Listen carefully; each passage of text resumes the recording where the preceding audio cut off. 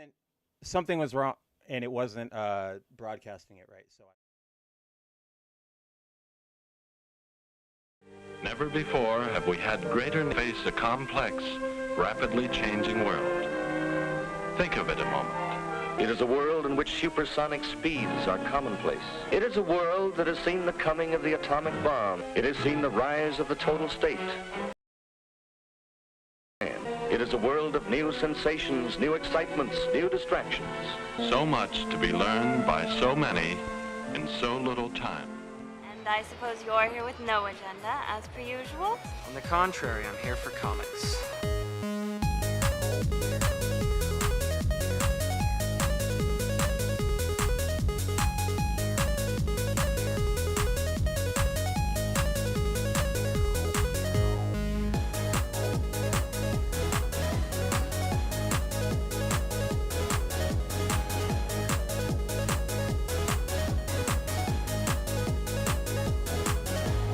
How's your comic book collection, Brody? Oh, it's going good, but I've been...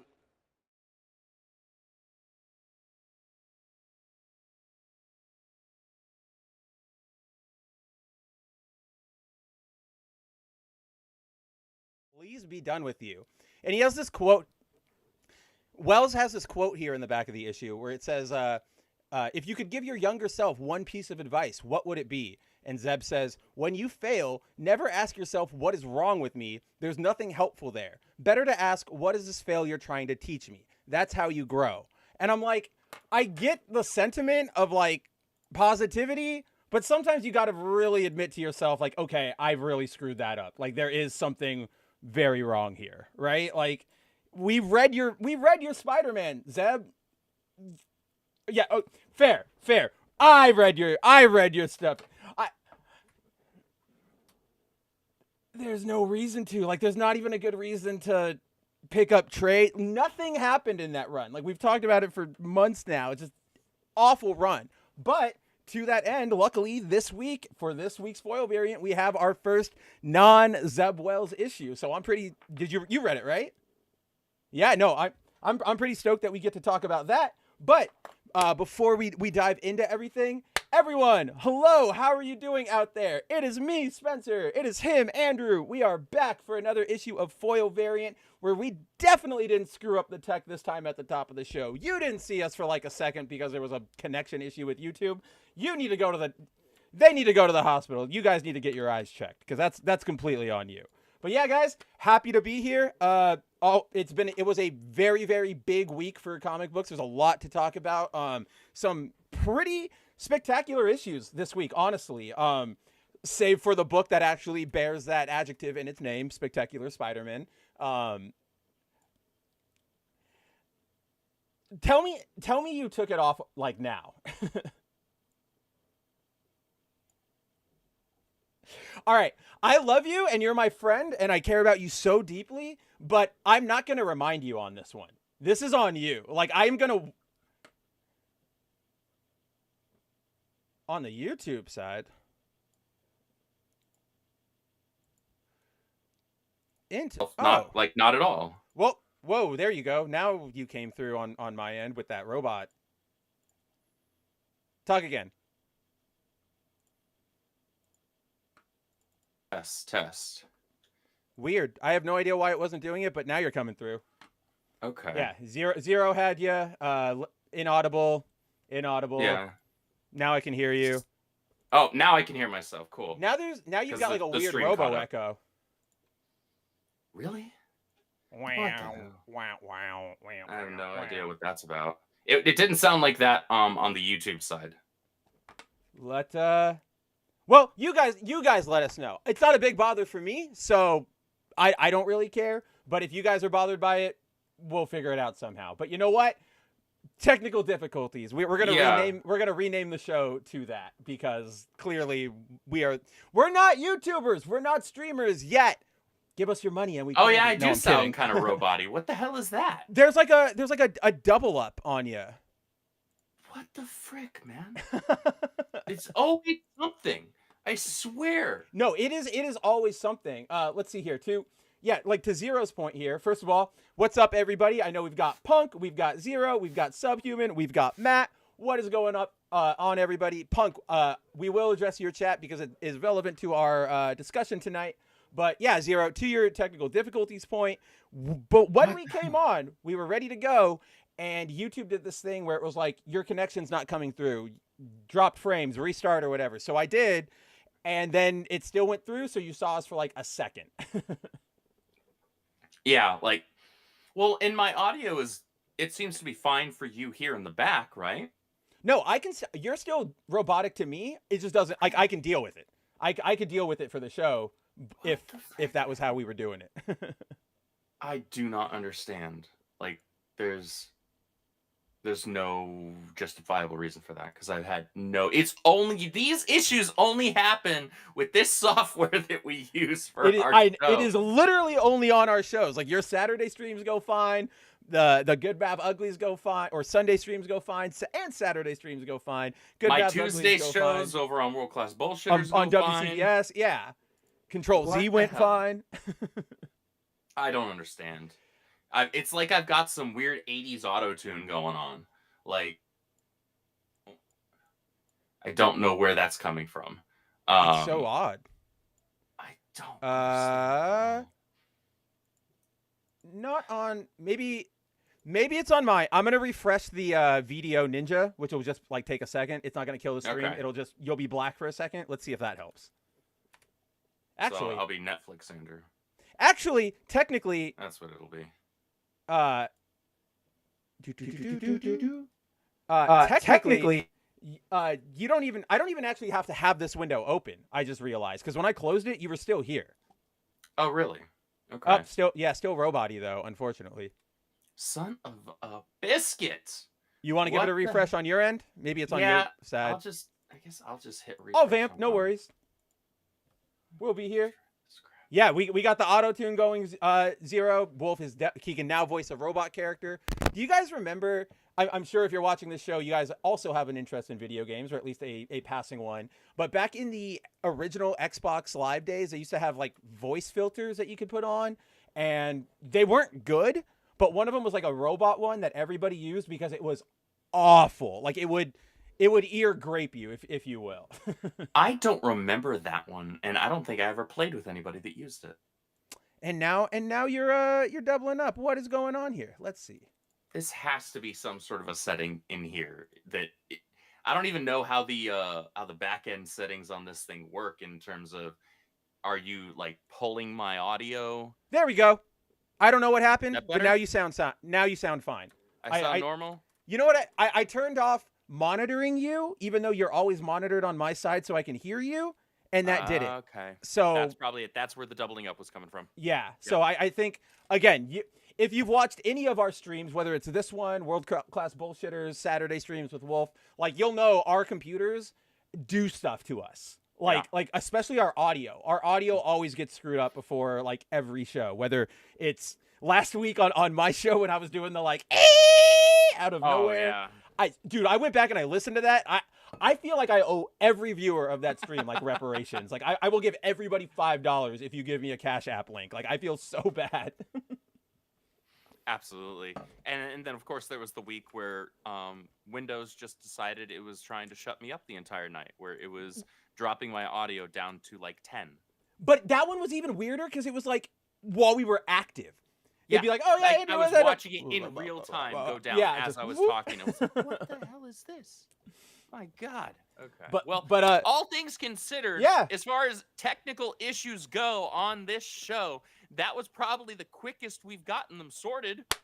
We didn't have to kill the stream. Nobody was wondering where we went. We were here at least. So yeah, we're done with those, and we can finally move on to comic book discussions. Before we get into that, like I said hello to everybody. We had Subhuman, we have Matt, we have Zero, we have Chuck saying apologies for my tardiness. I was trolling on X. Okay, good. Andrew doesn't sound like a robot anymore. Yeah, you can it's a good rule of thumb that if you come in like 5 minutes late, you'll probably be here right on time for the show, and you'll miss all of this part, all of the like. Let's do it live for some reason.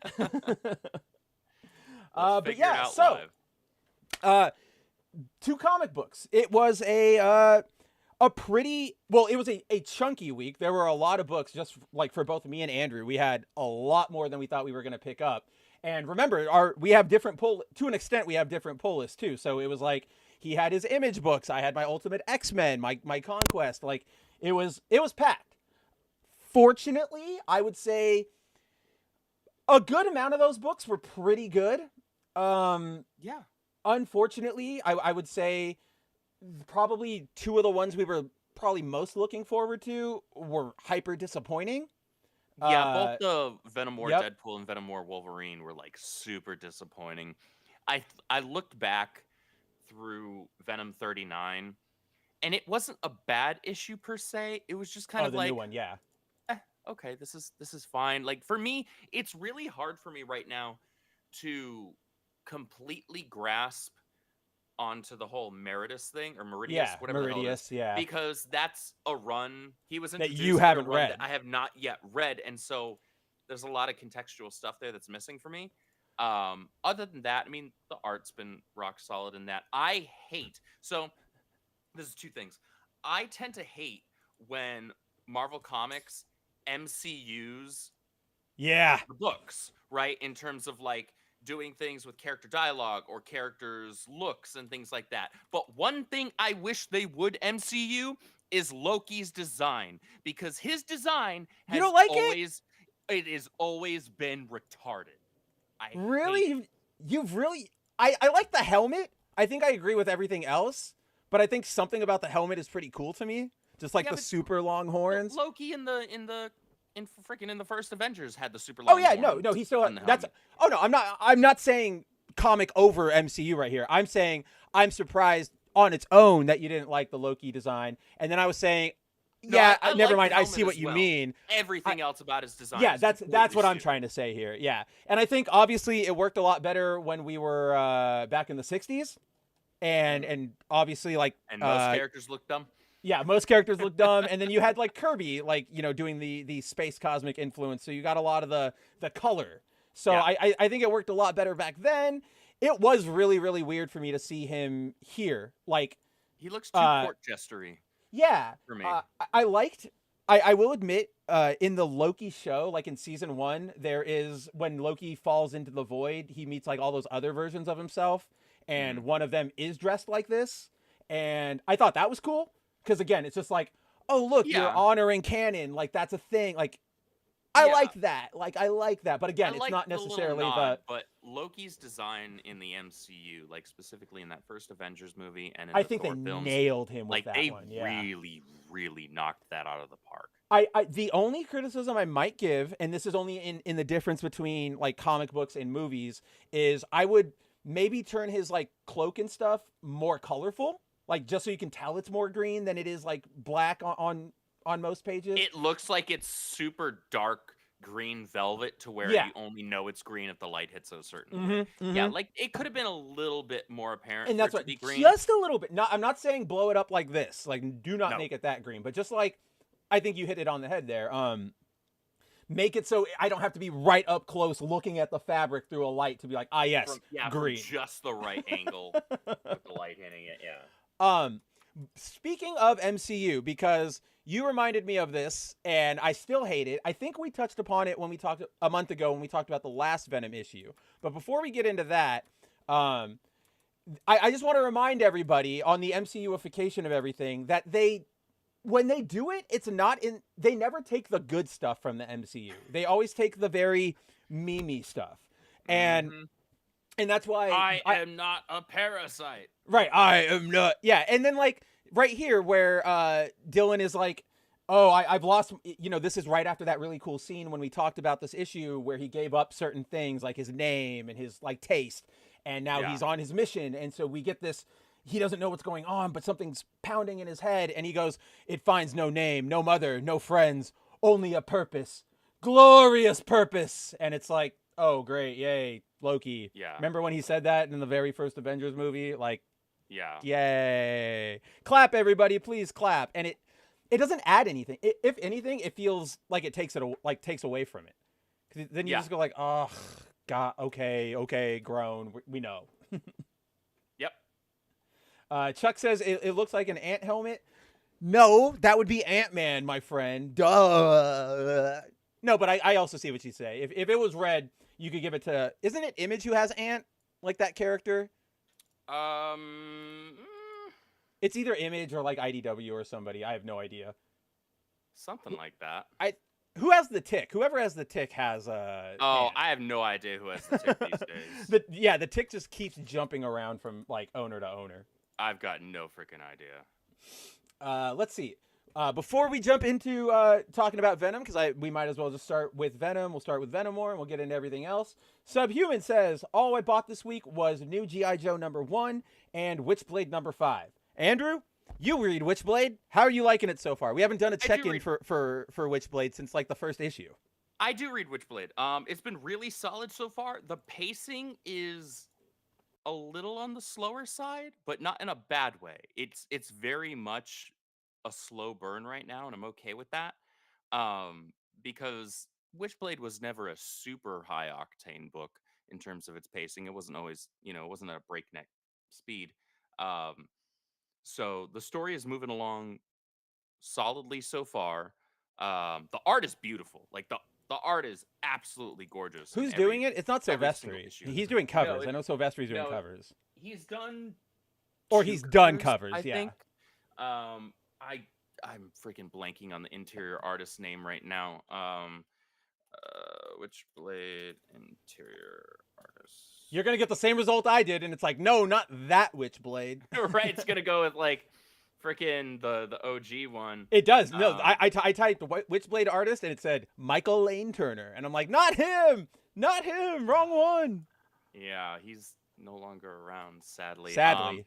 I'll have to pull out my copy, but yeah, no, it's been really strong so far. The storytelling's good. It's not really all too dissimilar, at least in terms of tone, from the original run, which I like. It's just putting it in a modern setting, and modern I mean in just instead of it being in the 90s, it's in more or less the 2020s in terms of you can tell looking around at the city and everything. Sarah's got a smartphone and yeah, it's like, okay, so we're not in the 90s anymore, but there's really none of the like, hyper ideology driven stuff going on. That's what I was gonna ask. Sarah has always been a strong female character in the traditional sense of that, where she's just a strong character who happens to be female. Yep. So I'm really loving it so far. Like I'm very happy with it. Did they? It's definitely gonna be something where I'm gonna grab the trades. Oh, I'm sure. Did they bring? This is like a full-on reboot, right? So like, did they bring back obviously, me, I'm still early on, but like Ironside, is he back? Is he the villain again?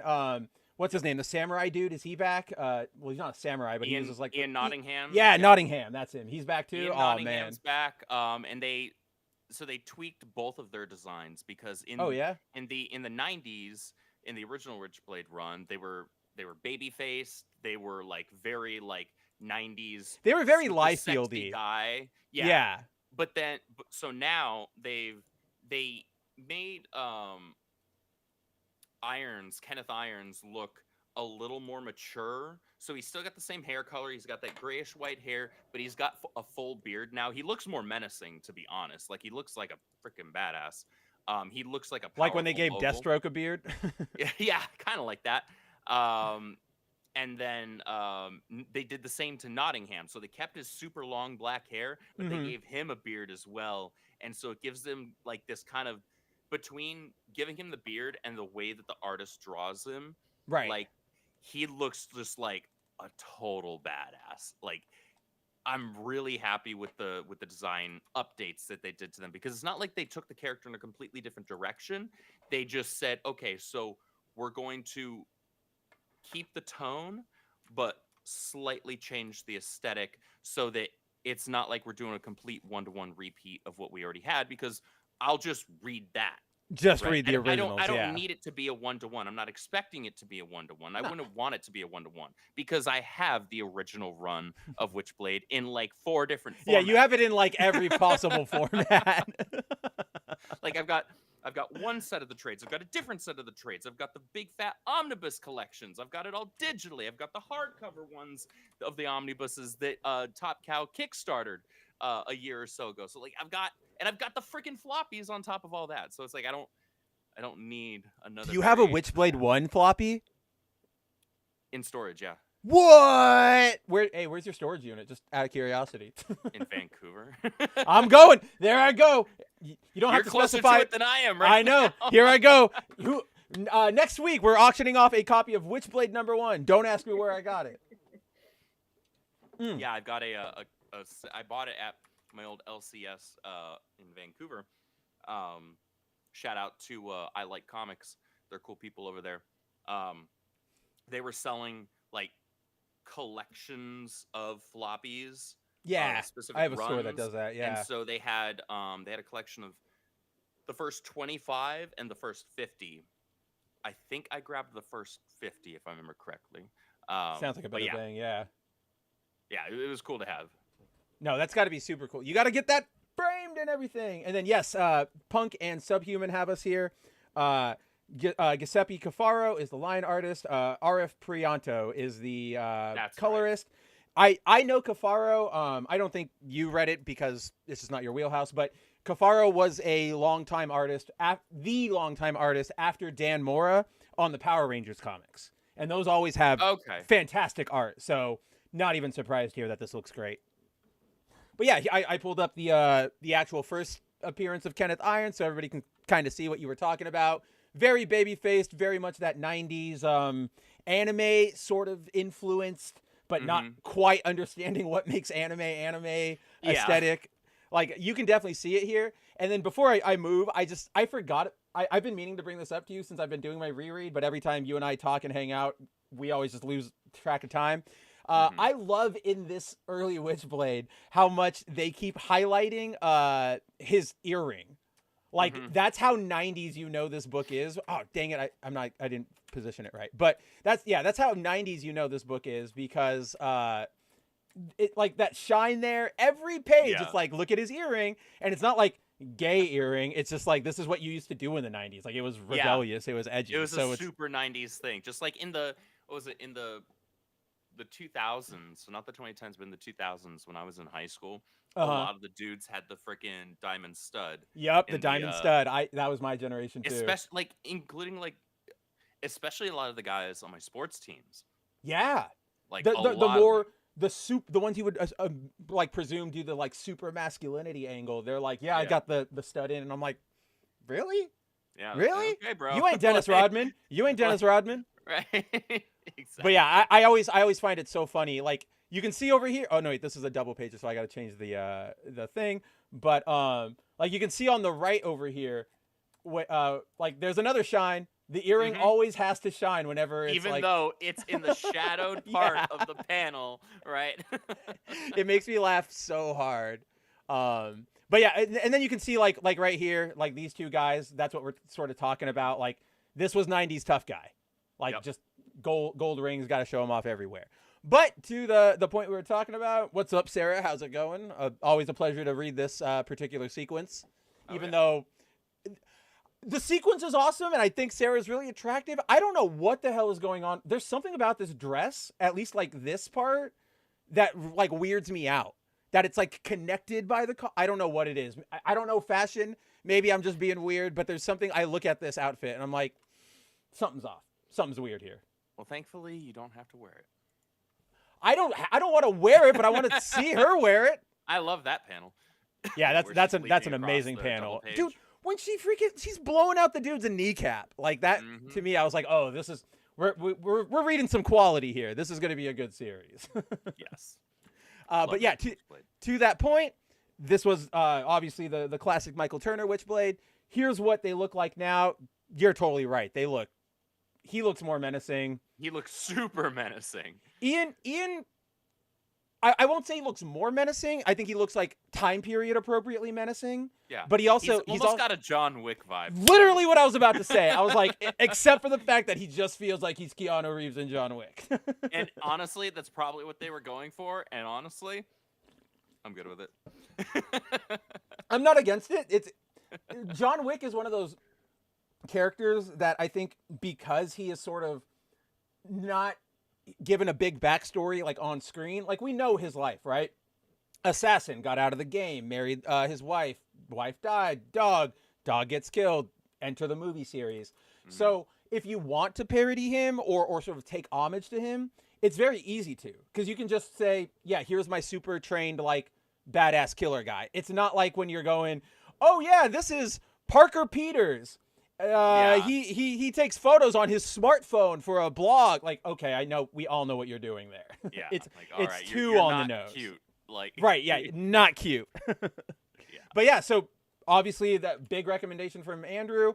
I am waiting until I catch up, which will probably be a little while. It'll probably be by the time the first trade comes out for this one. So I'll catch up eventually. I definitely want to, and obviously Andrew's recommendation is always one to take away.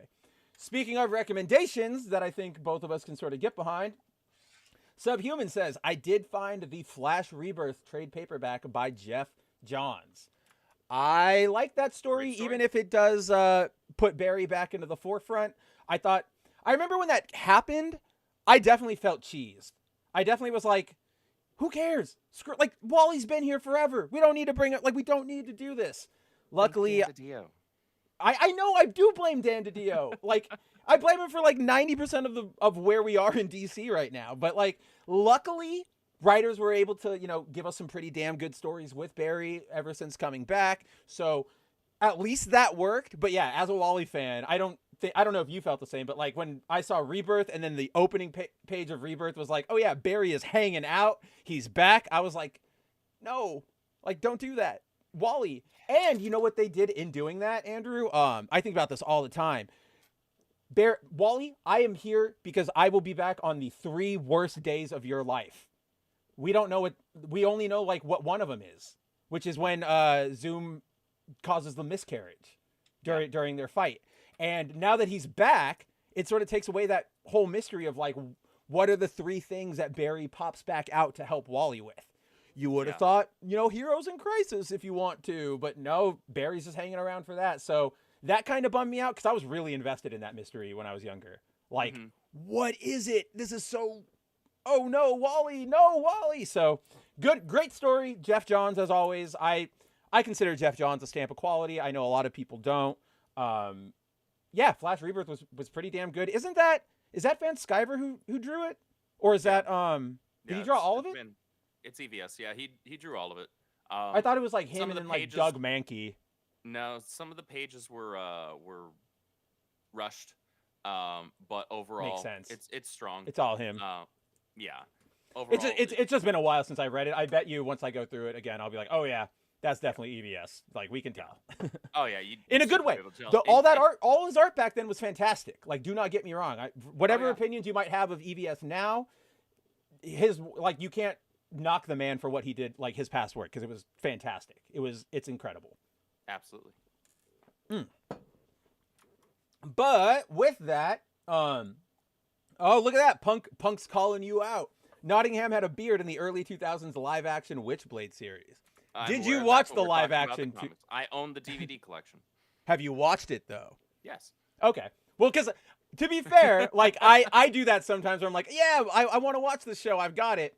It's still sitting there. Like, I just never got around to doing it. So I was going to make fun of you, but you did it. So we're all good. Yeah. No, I am aware. Witchblade is so funny, man. They got the comic books and they got the live action show. They got an anime out of it, and it still never sort of took off like it should have, right? Yeah. Like, not that it's not popular or like people don't like it, but I feel like Witchblade should be boom. Like, we should be getting like Witchblade in Mortal Kombat or something, or like Figu arts of Sarah, but sadly it just never caught. Maybe this round will, especially with Rob Liefeld going out and doing all those stupid Youngblood meetings that are probably never going to amount to anything. Maybe Image and Top Cow can wheel their way in there. Multimedia Youngblood splits, right? So yeah, for those of you who don't know, because we laughed about this a couple weeks ago, Rob Liefeld came out and was like, I'm having a bunch of meetings about turning Youngblood into like a multimedia franchise with comic books and video games and TV shows and movies. And it was like 3 days of meetings he was having with some studio, and he kept posting about it. And Andrew and I were just like, why? Like, who? Yeah, that's who? Like, and maybe we'll be wrong. maybe this will be the time where it hits. I don't think that's going to be the case. No, go ahead. No, I was just saying I don't think that's going to be the case. I don't think we're going to be wrong. No, but, I don't think so either. You know, I guess because I go back to entertained. I guess we might be entertained. I mean, I won't put it past that, but it kind of goes back to what you and I always say about Rob Liefeld is that like you and I like him as a person. We think like his story, his tenacity, his drive, great guy. Like dude, he was so young when he popped off. Yeah, he was like 20. He was like 18. Yeah, right? like he was in 18 to 20. Yeah, like in that range when he got like image going. So I'm like, yeah, respect. He's funny. Like he's a personable guy online and stuff, but his work is just not there. Like it's just doesn't do it for me. It's really, really, really hard to get like, especially anything that he drew prior to like 2 years ago. Yeah. And even then it gets a little like, oh man, we're getting a little weird here. Because he did this thing, where he's doing a series right now. Let me see if I can find the latest issue. He's doing like a Deadpool team up series. Like that's what he's doing right now. Here it is. And there's a character in this series that I guess has probably appeared before. I don't remember him from anything. Pardon me. Woof. But he's this character back here. I totally forget. Oh, where's my cursor? It's not showing up. Well, you can see him in the back there. There it is. In that middle panel. Yeah, the guy with the red mask, right? Like the one that looks like a young Rob Liefeld. A young Rob Liefeld doing his best Youngblood cosplay. But more to the point, what I'm talking about is when Rob Liefeld started drawing that guy, he does this weird thing. There's no good ones in this issue, but you can sort of tell right here. The mask wraps around the back of his ears. And I'm like, what are you doing, Rob? Like, that doesn't make any sense. So, like, the eye holes they extend to the ears. Okay. But why? Right. And so I'm like, why? Like, what are we doing here, Rob? Like, that's not even a cool design. Like, just give him a domino mask. It's not that hard. So, yeah, like, that's why I'm like, even to this day, I'm like, yeah. That Logan's arm's a little janky. Look at Hulk's face. That Hulk's face here feels like he's coming at us, not like he just got wrecked by. He looks like that, and you're right, and it reminds me of like a Greg Land panel where it feels like a head that was taken from something else, and then he drew over. That's not what Rob did. I'm not putting that on him. I'm saying that's what it feels like. Right, it's kind of reminiscent of that for sure. Also, okay, hold on, back up. So this one? Look at Hulk's hair there. Yeah. Now go back one more. To that one? Completely different hairstyle. Oh yeah, there's no consistency there. There's absolutely none when it comes to Rob. He's got freaking Mo from the Three Stooges on one panel, and then on the other one, he's got freaking almost a comb over. What the hell? Come on, yeah. Woo, woo, woo, woo, to I'm balding. What the crap? Welcome to Rob. Oh my lord. The panel layouts just don't do it for me either. They don't They're super simplistic, like too simplistic for me. Like that can be utilized, but it's so simplistic. And for action sequences, there's far too few of them. Utilize panels in order to exude your pacing. He's doing so. I read this thing a long time ago. It was an analysis of action scenes in sequential art, like comic books, manga, but they specifically used a scene from Dragon Ball to illustrate their point. Remember when, I don't even remember what opponent it is, but it's during the World Tournament when Goku's a kid, and there is like a big dude in like a singlet who is coming to strike him, and nobody knows Goku's power yet. He's just this little kid.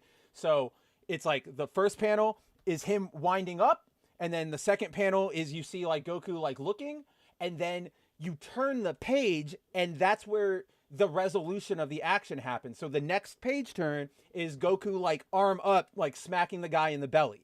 Yeah. And it's like, that is how you deliver an impact of an action scene. Rob focuses too much on sort of the aftermath of that action happening, right? Like here, a kick to the face, then okay, you could have done that, and then you could have gone to that panel of Hulk smashing Deadpool into the ground. But instead, he goes into Deadpool jumping back, and then Hulk going out to grab him in also a way that doesn't look like he's being grabbed. Like that looks like a bad panel. That and then looks like I'm doing this to my own face. yeah. And then we go to the one you were talking about, and it's like you open up, like here's your panel, they're fighting. Then you turn the page, and it's another still panel of that character hanging out. Then you see Hulk travel. You spend 2 panels on him flying, 1 on him falling down, and then 3 on the cave collapsing. Like we don't need. It's almost like you're trying to do movie frames, but that's not how this medium works. You need to keep going. So, yeah, like, Rob is Rob, whatever. I just don't see Youngblood doing anything. Goodness. Yeah, it's not, I don't know. Like, I guess I'm glad that he's still getting sought for work. He does have a legacy, whether you're a fan of his work or not. He does have a legacy. He did have a major impact, and an important one, whether that's positive or negative. Opinions vary on the comic book industry and comic book history, especially during the 90s. But his stuff has just never been my bag. Simple as. I respect the guy. I respect his drive. Yeah. I respect his business mindset. I like him. Like, I like reading his tweets. I like seeing him, like, give interviews. Personality-wise. He's a fun dude. Absolutely. And he is so good-natured about, like, his work. Like, people will criticize him and make the pouch jokes or bring up the Captain America panel where his chest is, like, all the way out to, like, Europe. And Rob is just like, yep, I don't know what I was thinking there. Like, I like the guy, but I can't really stand any of his, like, work. Like, those issues in Todd's, like, original Spawn run, there are a couple issues where it crosses over with Youngblood, and those issues are really hard to read because it's just the most basic 90s writing out of Rob. Yeah. But with that trip down memory lane, we should probably get back to what we were actually talking about, which were the comics of this week. So, back to Venom, which is where we started with all this.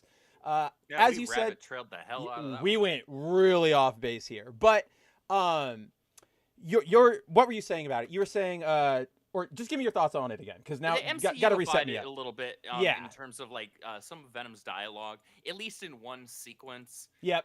Which it felt like, and it's been a while since I've watched either the first 2 Venom movies.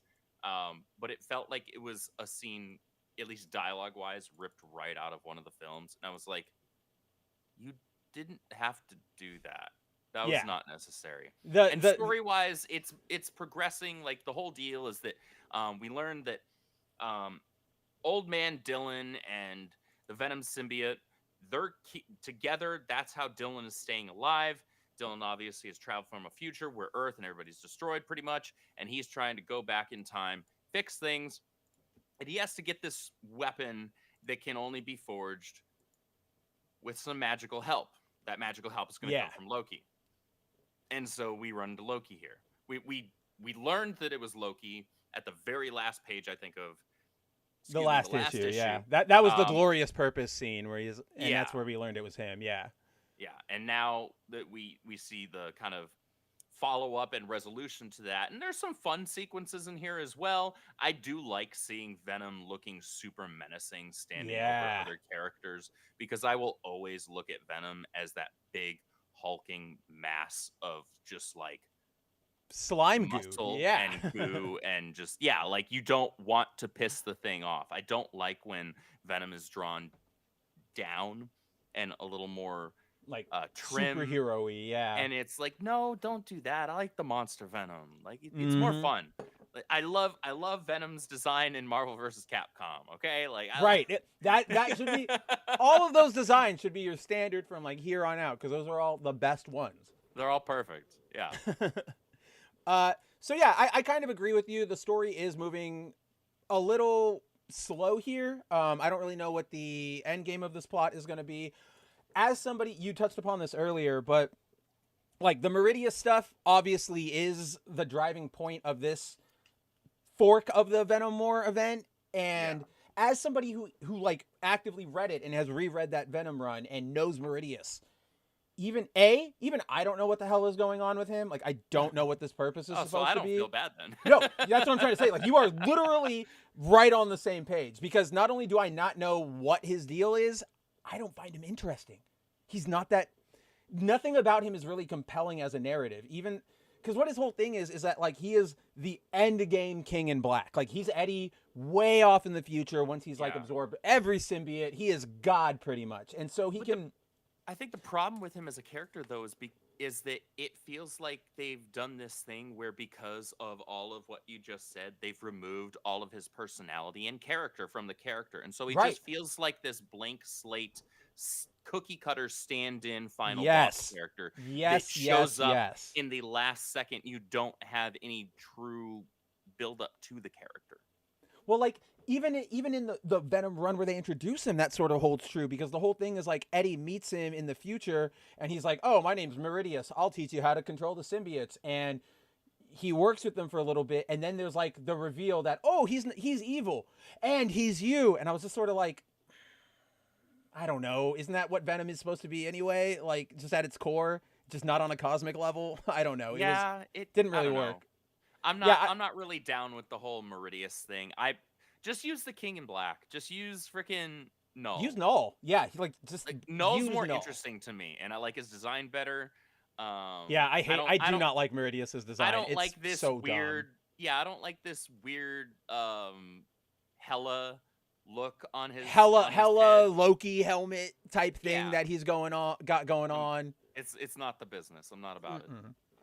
I don't know why we got Dr. Manhattan's symbol on our chest here. Like, I don't care. No, like, that's where I am with you. Like, I don't care about this. Like, this entire end part is like Dylan beating Meridius, and I was just sort of like, can we like move on? Can we just do anything else? And it doesn't, unfortunately, help in this like exposition filled sort of buildup that they're trying to do throughout almost all of this issue, where it's, having Meridius going through different eras in time and talking about, oh, I slept during this time and I lived during this time and blah blah blah. I don't care. Like, who are you? I don't care. I will admit, I'm Meridius. It doesn't matter what your name is. Like, I don't care. I will admit, I liked this whole little. So I agree with you wholeheartedly. There is an element of this whole bit that I liked, which is Meridius in, hibernating through time or whatever. He eventually comes to like live next to Eddie's parents and is sort of always this silent observer to Eddie's life. I like that in a sense of like, that's super creepy. Like, what if Eddie learns, like, now that he's 45 or whatever, like, I've been watching you your entire life. I think that's creepy and cool. I just don't care with Meridius. Like, I really like this concept. I just do not care about Meridius at all. I have this concern, and I had this concern while I was reading through this issue. Yeah. And especially through these sequences, because if you look at Eddie's parents, he doesn't look like either of them. He looks like let's go back to that. Oh, so no. are we suggest the way that I was reading it, I was like, are we suggesting that Meridius actually is the father of Eddie here? Like, he's his own father or something like that? Because he's the only person here that looks like Eddie. Eddie doesn't look a thing like his father. He doesn't look a thing like his mother. His father has super dark hair. His mother has like, it looks like kind of light brown hair. Like why does red Eddie hair. all of a sudden have blonde hair? That's a good point. And then I hope that's not the case, because one, I don't like massive changes to character origins normally. Like, if you do it well, you can convince me. It's not like I'm beyond convincing if it's done but well. It's always done so poorly and so usually lazily. Is, yeah. And Thomas Wayne let Joe Chill out of the hospital, and that's why he shot. Yeah, like, shut up, Tom Taylor. Like, go away. Go away forever, please. Like, and honestly, that's how I was reading this, and I was like, are they really doing this right now? Is this? And they don't outright state it, but I'm like, okay, so his mom died in childbirth. Did she die in childbirth because it was Meridius that like was the father? And like, is the reason why Eddie's father doesn't show him any love or Any affection love. because he suspects that it wasn't Dude. actually his child. Like, that's what I was reading into this, and it's none of it is I fucking hate you. I hate you. explicitly implied, I but that's hate what I was you. reading into. Well, because you hearing No, it, you're I'm like, it just does like- seem viable, right? No, that's why I hate you, because I didn't think about this, and now that you're saying it, I this is what's going through my head right now. At every point, you're like, it might be this, and I'm going, I don't know. Like, in my head, I've got a plausible deniability to it. Like, I can go, Andrew, Sure. I don't know, there's this, but with literally every word you kept saying, I went, oh shit. Oh shit. That's what I'm saying. Because And- while I was reading, I was doing the very thing that you're doing right now. Yeah. Okay. And now I want to highlight this because I just realized it in your conversation or in your theorizing and in me flipping through this book. I didn't as I just said, I didn't have that read initially. I think I was just more wrapped up in what I was talking about. Like, I like this narrative device. Like, this is cool. And also before we get into it, I was shocked at this scene where Same. Eddie is 16 and he's drunk driving and he kills a kid. That's Yeah. new. That we don't know that. And I was like, oh damn, that's crazy. That sucks. That's it gives- one way to start your young adult life off on a screw up note. Right, exactly. It's oh, now I can sort of see, I mean, Eddie had he got a bad deal and he never sort of recovered from it, right? That's how we got the Eddie that goes to the Bugle and all that sort of fun stuff. But yeah, I read this and I was like, no way. That is holy. But I want to show you this fucking page because right here, Meridius is, when the worth of humanity is weighed, all the destruction, cruelty, and selfishness on one side of the scale, is it always the banal, simple answer of love on the other? A mother's love, the love between friends, between lovers, the love that can make you give your life for someone else because you know that if they do, or if they love as you do, it will be worth it. This right here, I don't know if that's supposed to be Eddie. Is this him walking through a progressive time sort of thing? Each panel is a different time he's gone through the park or whatever? Because that's what that middle panel where he glances over at a woman with red hair and a blonde kid, whether that is Eddie and Eddie's mom or somebody that reminds him of them, that right there is my evidence of going oh no. Yeah. It's so hard for me to truly land definitively on it. But like I said, that was my read of it. That's how it came across to me. And I can see it now. And now I'm very, very worried. Yeah, because I don't know. That would be. I like that bit with it adding kind of this extra layer of just how much in the doldrums and the screw up part of his life Eddie had gotten himself into. Yeah. Right. So showing that bit of him being just a teenager. Oh yeah. Him making an immense mistake. Driving drunk. One, he's not old enough to drink. Two, he was drinking and driving. He got all of those cans literally pouring out of the driver's seat of the car. With liquid. This one still has liquid in it. So it's active drinking. It's not just oh, I'm a dirty person. Right, yeah. He's not just a slob where, he leaves water bottles and cans and crap all over his vehicle. Though honestly, he probably did that too. But that's not the read that you get here, and I don't think in another world he grows up to be an Amazon driver. Right, something like that. Oh gosh, I understood that reference. That's gross. That actually I think is something that adds to his origins. Yeah. Oh yeah, I think so too. Right? Because that adds another layer of context to just how much crap he was going through. That really sucks. But then you have all the other stuff going on around it that I was reading into. Right. And I'm this kid never stood a chance. Why or what are we doing? I really am worried now because I think that there's a good distinct possibility that could happen. Obviously, yeah, both of us right now are we don't know definitively, but now I'm just kind of scared. Outright say it. Yeah, they don't I'm just kind of scared say it, now. but because they don't outright say it, and because of the way that the dialogue and the paneling goes, it leaves it open for that interpretation And this really, artist, really easily. sort of like to what we were talking about when we talked about the Flash a couple weeks ago, with his ring, right? Like, oh, Yeah. was that intentional? Like, one's wearing it, one's not. And we were like, we don't know this artist. It could be any. I know this, like this artist. What's his name? Yeah, Peralta and Kafu. Like, they're not going to screw it up. They're everything on these pages is intentional from them. So, and it's strong art. Like, it's strong. oh no, art the throughout art's this whole issue. fantastic. I have no issue with the art. I was also gonna compliment this right here. Like, Eddie looks like such a perfect '90s kid. Like, that is on.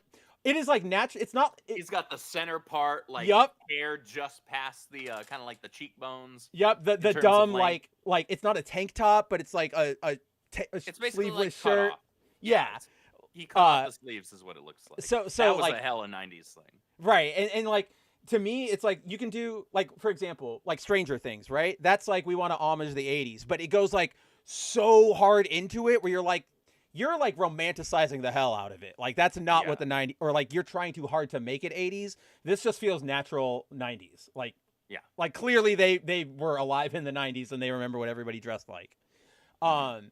So yeah, I'm right there with you. I liked the Flash, just the element of Meridius overwatching Eddie as he like does his life. It's creepy. It is very villainous.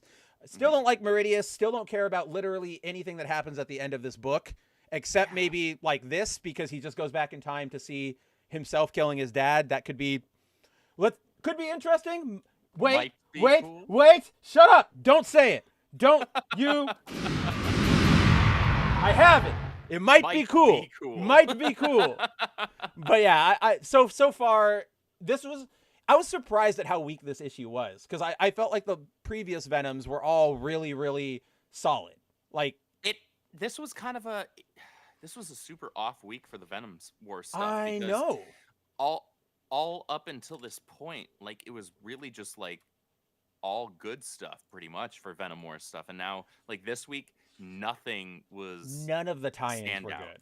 Yeah, on that Venom point, 39 wasn't great. Yeah, which one do you want to hit next? Which Venom Ward thing do you want to talk about real quick? Also, just quick note, this is not like a big long discussion point, but I'm 90% sure whatever the hell this thing is, these weapon alloy, that's what is the gold Venom. Like, when this is all over and Venom gets gold, like all new Venom, I'm pretty sure this is related to it. And here's my theory. Here's my theory for what is going to happen. I think that Old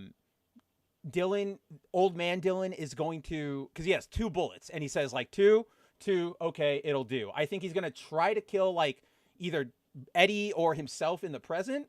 And when that doesn't work, he's going to turn one of the bullets on himself for whatever reason. And then that bullet goes into the Venom symbiote. It lives. And that's the Venom that goes and attaches to like Luke or Madame Mask or Robbie or whatever. So then this all new Venom, for lack of a better term, is going to be the future Venom. Yeah. But on somebody here in the present.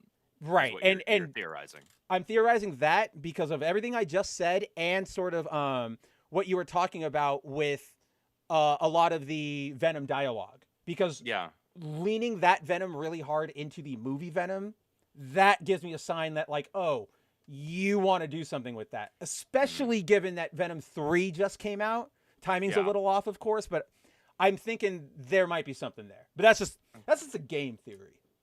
Interesting.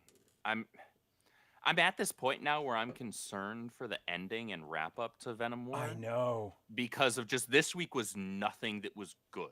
Like, it was bleh or just not good. Or just not good.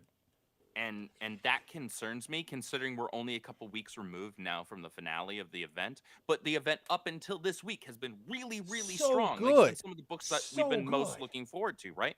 And so my hopes aren't completely dashed on the rocks. I'm still looking forward to it, but I am slightly concerned for both the wrap-up and the follow-up. So we already know that's what makes me about worried. freaking Yeah. Eddie Brock Carnage. I don't care. I don't want that. I love the design for New Venom. I think I mean, I love gold as an accent color. Yeah, same here. So, Like, you put they gold dropped on that something, I'm gonna be like, oh. Yeah, they dropped that design, and I was like, you bastards! Like, you got Yeah. me. Make a You're gonna Figu get me Arts, to make a Funko, whatever. I'm gonna buy all of them. Give me a Revoltech. I'm here for it. Like, Whoa. oh, dude, freaking a Yamaguchi Revoltech. I would be all over that. But yeah, to that point, like, I'm really concerned that after this event, I'm not going to want to keep reading any of the Venom stuff. Because right now they're not giving me much of a reason to. I'm like, okay, so Eddie Brock isn't going to be Venom anymore. We know this because we know he's neither gonna be Eddie Carnage. or Dylan, because Yeah, we know that they already teased those candidates for who gets Venom, and it's like I recapped a second ago. I know you know him, but for our audience, it's like it's Luke Cage, Madam Mask, Rick Jones, and Robbie Robertson, and just sort of like even. There's just nobody in that roster that feels compelling to me. Like, I don't none of those care. people. Like, if you wanted to give any one of those characters a symbiote, that would be a easier sell. Even though I don't Right. think it's necessary, and I think that would be like super reaching. Yeah. Because that's not a Natasha instance, right? Where it's I like was gonna bring up Venomous, Natasha yeah. really works with the frickin' Sliver symbiote, which I hope and pray to God we get that back. Please. I don't. I'm worried that I'm going to get issue 1 of all new Venom because I am. I have like I have it pre-ordered. I have like 4 or 5 different covers pre-ordered. Did right you now. keep the Marvel one? The Marvel All right, Capcom I'm ending. one? Yeah. I don't remember because I canceled all. I know I canceled all my other Marvel vs. Capcom Yeah. covers. I don't know if I kept that one or not. Well, because I only bring it up. You did mention when we discovered that it was just the reused art. We were like, "Oh, what the?" You and I both ran to unpre-order, but I remember you were like, "I might keep this one just because I really like the Venom. Like, I like that art." So I was just like, It is possible that that's the only one that I kept. I know I canceled all the others though. Yes. So for I'm sure. still so angry about it. Yeah, it's so annoying, so lazy. But I'm worried that I'm gonna read that first issue. Mhm. And then I'm going to file it away in my short box with all the other variant covers of it and not want to continue reading. I honestly, I feel like that might happen. Obviously, Al Ewing is writing it, so he's going to be picking up, but I don't know, man. Like that, this is sort of what, Even a good writer can't necessarily make gold out of a shit premise. right, exactly. Right. And we saw, I brought this up when we did the last Venom War issue. Remember, it ends with like all the symbiotes sort of like rushing into Madison Square Garden, and it just devolves into nonsense, like event noise. Yeah. Right. Like, and so that It was made like me worried because cookie I'm like, cutter superhero film Yeah. third act. right, exactly. And like, that's to your point. I was so worried, or like, I was so upset because I'm like, dude, every issue of Iban War up until this point, you guys delivered. Like every story element, well, except for that stupid Metal Face Kang lives or what, like the fight between the Red Goblin symbiote The and whole Stretchy. Kang and Doom thing, I don't understand.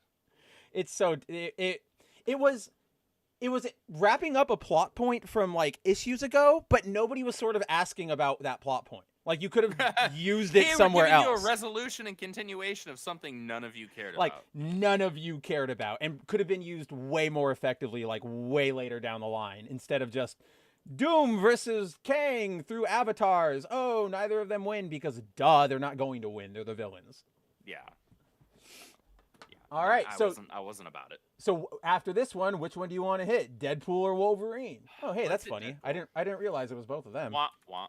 Wah, wah. All right, so we got Venom or Deadpool. We are officially closing out all of the miniseries because, like Andrew said, we're about a week or two away from the final issue of Venom War. So final tie-ins are all dropping. So far, the final tie-ins have not been They have not delivered. good. Like At least not this week. Like last week, Venom War Spider-Man was really good. Oh, that's right. I forgot about Spider-Man. Yeah, no, Like, that that was- issue, that was amazing. I guess I will admit the Venomous conclusion was good. I'm just still like butthurt We're that just that both salty still. yeah, that Sliver is gone. It was a great issue and honestly like a good resolution to that like idea, but I'm still salty that she's gone. Yeah, So- for now at least. Yeah, for now at least. We So know with she's Venom, not dead. We just know that she's not. yeah, because attached there to was that the one map little right now. spider left, like crawling away from the mess of it. So Yeah. it's just a matter of, is it going to go back to Natasha, or are they going to hand it to, I don't know, Jessica Jones or whomever is next, right? That So Venom War Deadpool, for those of you guys who don't remember, the basic premise of this mini is that the Zombiettes are overrunning New York. Deadpool is fighting back against them, needs help in fighting back against them, goes and recruits Monster City, which, if you guys don't remember, it's just an underground city underneath New York where all of the classical sort of monsters live. Your Wolfman, your Frankenstein's monster. And so in that fight, he had assistance from Andy, who used to be Mania while working with Flash Thompson, now has the name Silence, and also Princess, which was his symbiote dog, who at the end of last issue got stabbed, but then bonded with Deadpool, and now, as you can see here, is operating as a sort of dog hybrid symbiote. It seems ridiculous, but I kind of like it. Almost feels on refreshing. brand for it's kind of on brand for how Marvel has taken Deadpool in the comics. Yeah, So it works.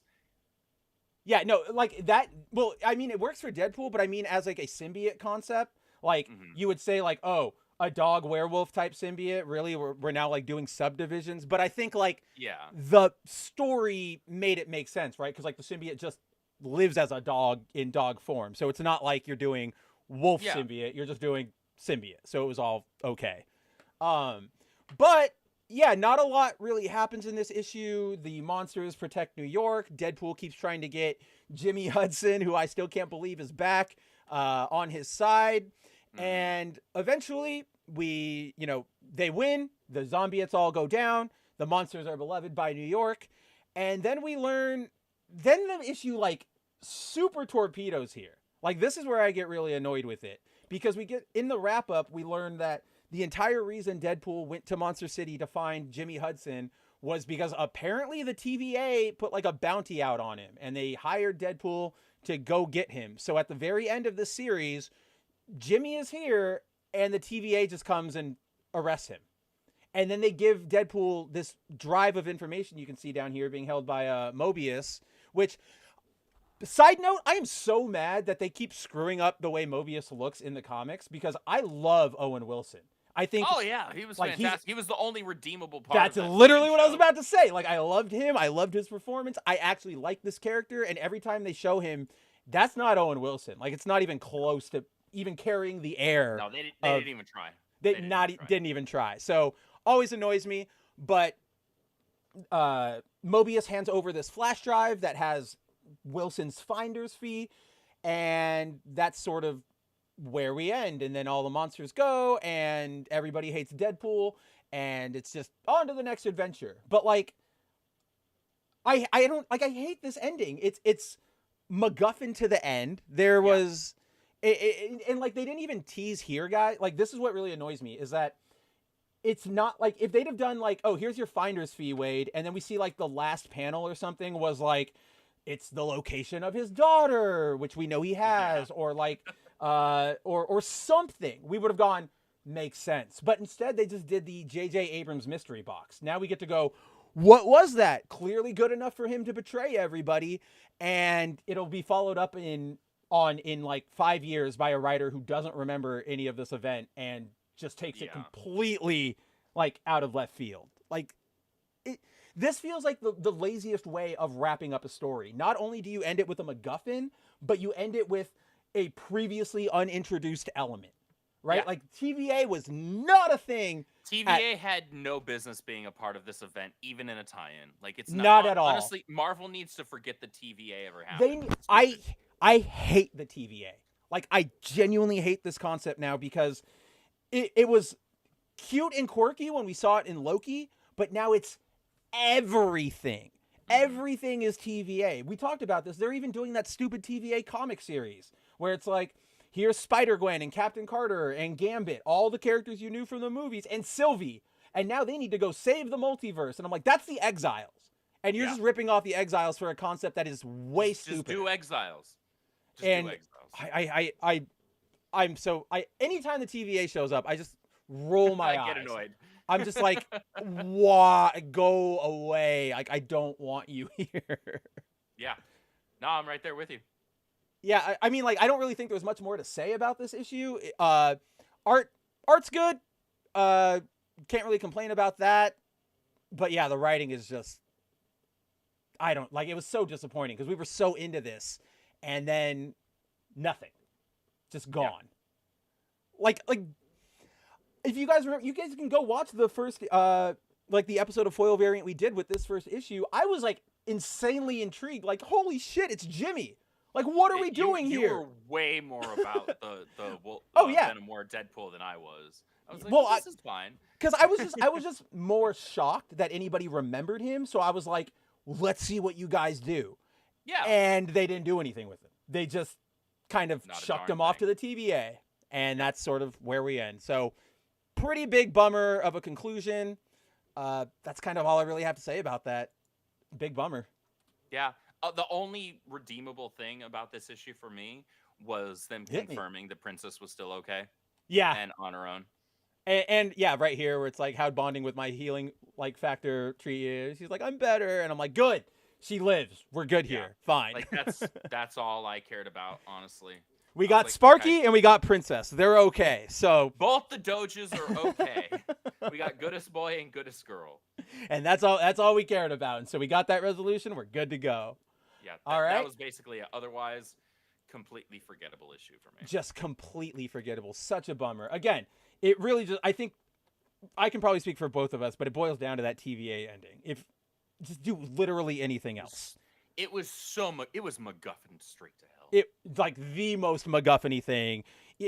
J.J. Abrams is like, oh my gosh, I wish I could have come up with a MacGuffin like that. I wish I thought of that first, right? Like, yeah. You don't want J.J. Abrams saying that about anything. About anything you've worked on. Yeah, freaking Punk. Hopefully the next issue of Venom Wars Lethal Protectors is good. Be good. We can only pray. That series hasn't... Well, okay, that's the problem, right? I was going to say, like, so far those two issues were pretty entertaining. Same thing with Wolverine. Same thing with Deadpool. Like, and both of these and both of them just were like, wow. Eat it right before the finish line.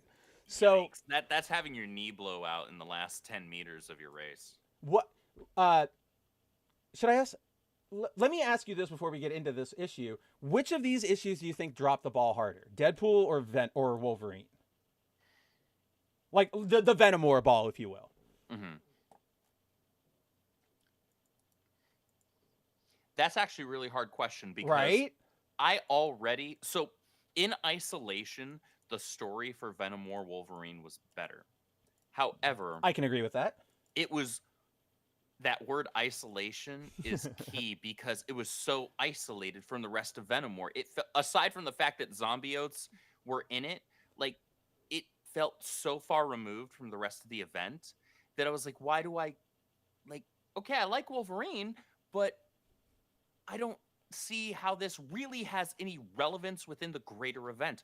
No. Deadpool, at least, was taking place in the same damn city, right? So, yeah. Okay, and he's bringing up at least conceptually, it was kind of fun, right? He's going to grab all the monsters from the Monster City underneath New York. Bond with a symbiote dog, run into Mania again. Like, sure, I can see how people are Deadpool fans and fans of all that kind of crazy and zany stuff, like, they'd be about this, and at least this has at least it's addressing something that's going on within the same city that the event as a whole is. Right? Whereas Venom War Wolverine was just so far, it's not in the same state, right? So I'm like, well, how does that even bear out, right? I'm like, so wait, why are they here? Right. So it's sort of like what I was telling you earlier. There are, I mean, we've been reading comic books all our lives. We know that when it comes to events, there are sometimes those issues that are tangentially related, right? You go, okay, okay, you dealt with. Like, it's Crisis on Infinite Earths. Oh, somebody freaked out because they saw the red sky, so we got to go deal with that and explain to the scientists, like, what's happening. Yeah. Okay, sure, didn't really affect the plot, but there's a story there. This, again, I go back to that, like what you said, that word, isolation. This is not just isolated in its location, but it's isolated from literally every aspect. Like, when this ends, he doesn't go back. there's no connection back to the No, he larger just stays there. Venomore event. Right. Logan just acts like a bum and he sits his butt on a dock. And he's just like, I'm going to wait for this all to blow over. And it's like, I don't know if that would, okay, here's what really gets me. And you'll know what I'm talking about. We'll take it to the beginning. So for all of you out there in our audience, Venomore Wolverine, if you'll remember, concerns Wolverine. He left New York as soon as he learned that the symbiotes were overrunning, because he knew if they get me, it's bad news for everybody. So he goes out to this old town, which is cool. Like, all right, not a bad premise. He goes out to this town. Is it in like Alaska or something? Maine. He goes out to Maine. No, it's Maine, yeah.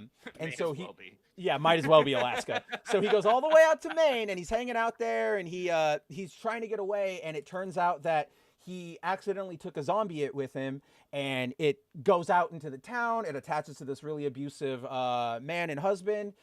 It, the last issue, it caused a bunch of problems. It revived a bunch of dead people. Big old zombie fight. And then if you'll remember, at the very end of that issue, Wolverine wins. All the zombietes die except for like one. And it goes and it infects the son of the abusive guy. So this issue opens up with, sort of, are you going to stay here? What's going to happen next? Because as far as they're all concerned, like the main fight is done. So Wolverine goes like, nah, like she asks, like, can you hang out and like sort of help me and him reestablish our lives? She wanted it, is what it was. Yeah. Oh no, of course. Like that's what I was about to say. Like it's a romantic inclination. Like she's like, you want like be with me, and he goes, no, I can't do that. And then this is what pisses me off with the ending, is that he goes, no, I can't hang out. I've got to go be Wolverine. I've got to go find myself. I've got to get away from you guys. He starts out a couple. I'm not. Right. He starts out a couple miles down the road and goes, no, I know who I am. Now, like, being Wolverine means responsibility, means doing what I can to help. So he has that revelation. And then at the end, he's like, nah. Screw all that power and responsibility crap. My best friend, Peter Parker, my family, the X-Men are under threat. Nah. Don't need it. Not going to do anything about it. And that's while I was reading this, I was having that question in my head as well of like, okay, so I know that it is very frequent that we're going to have, minis and things like that they don't necessarily really slot in very well with the overall timeline that's going on in the current run of the comics. However, I don't know where this is supposed to slot in with the current run of X-Men. Me neither. Well, at all. At the very least, they gave us that awesome scene last issue. Yeah. Where we like know Kurt that it pops in and Rogue and everybody. Like, so at least, so at the very least, it's like, okay, we know that. But to your point, like reading Uncanny, we know that there's way too much going on with them as a team right now to have any sort of like break. Yeah. Especially because we know, as we were talking about earlier today, and we'll get to it because there was an Uncanny this week, but with the end of this issue, that's the end of that arc. And now we're going right into Raid on Greymalkin. So there's no downtime for the X-Men to go do this crap. Like it doesn't exist. We don't see it. So, long story short, for Venomore Wolverine, the kid sort of, unable to process his own trauma of losing his dad, of the symbiote, of, just a hard life being abused by his dad. He gives into the symbiote. And that's sort of it. Like, that's all he gives into the symbiote. It takes control, abducts the mom, threatens to drown her in the ocean, and Wolverine saves them. Like, it's very... And it doesn't explain how because it looks like that boat, like, probably capsized. Yeah. How did he get them back? Because he's not, like, holding them and swimming, because if he was holding on to them, he would have dragged them down to the bottom of the ocean because of what we literally just said it. Yeah. So that's actually a good question. I didn't think about that. So when I got to that page where like he's lifting them up on the docks, I'm like, how did you get back there? How did you did not swim with them on your shoulders, because you would have dragged them down with you. They can't lift you. And like that's literally the entire like plot of how he gets out to the boat, is that, which is probably the coolest part for me of this issue. It was pretty wild, right? Where he's talking about, because of his healing factor, it won't let him die, so he's constantly in this little window of drowning and not drowning. That's drowning, actually terrifying. Drowning and undrowning. Like that's terrifying. Yeah, that like I read that and I was just like, oh my God. Like this is like this 2-page sequence where he's like, gotta get down to the boat. Too slow to go down the cliff face. Guess I'm taking the express. And he just lunges and just like gets messed up, but he knew that was coming. And then, he goes, my adamantium bones won't let me swim. So here I go, just walking across the bottom of the bay until I can get. But then, okay, there's another question then. How does he get up to the boat? Right? What does he jump? He's not jumping once he's that far out. He ain't got Colossus to throw him up there. Yeah. We're not doing a fastball special here. But yeah, like, and here's what's insane. Like, this is kind of how, like, a big stamp I can put on how sort of dumb and boring this issue is. Throughout this entire series, you know, like, I've told you, yeah, the art sucks, and it still sucks here. Kev Walker's not my favorite. But I like the monster designs. The way he goes with the symbiotes is really cool. This is lame. You can definitely tell he's somebody that probably prefers to draw body horror type stuff. Oh, yeah, 100%. And so, like, I liked that. But this final design monster fight, it just was kind of boring. Like, it didn't shock me. It didn't surprise me. The panel layouts and the pacing for that sequence were just so bland for me. Yeah. That you don't get any time to really appreciate the design of the monster if you're into that. Like, there's no grand reveal page that shows it in its entire glory. Glory. That's a really good point. Yeah. Right. You're just getting little snippets of it here and there, so you never get a full like shot this is the closest we get, but it's still just that upper half. And then you see like literally down here, he's got like 9 legs. Like it's not, so it's like, oh, show me more of him. And no, we just get sort of the generic parts of him. Like you get the face. Do I really care about the face? No, not really. At least I don't. No, so yeah, this was, aside from this like 2-part piece here about Logan, you know, throwing himself off and then walking and drowning, very, very lame resolution to what was otherwise, like you said, if this was... You liked the Venom War Wolverine book and the Venom War Deadpool books more than I did.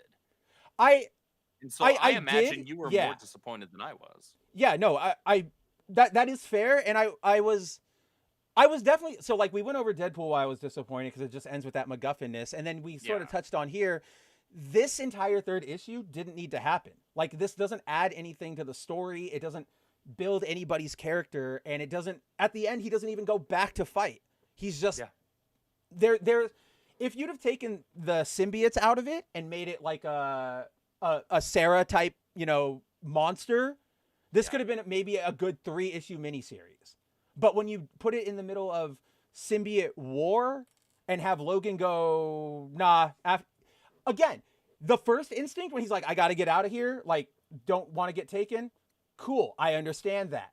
But once he realizes that he's still being infected and that his healing factor can still purge the stronger symbiotes, which is what he learns, like right here, like somehow that healing factor always does what it has to do. Symbiote wanted me bad. And he, you know, hucks it up. So he knows now that he's got some resistance and he still says, I'm not going to go help, which is just bizarre to me. Just really, really unfortunate. Cause there's such strong character work in this miniseries and until this issue. And then it just sort of throws it all away, which is, I don't understand why.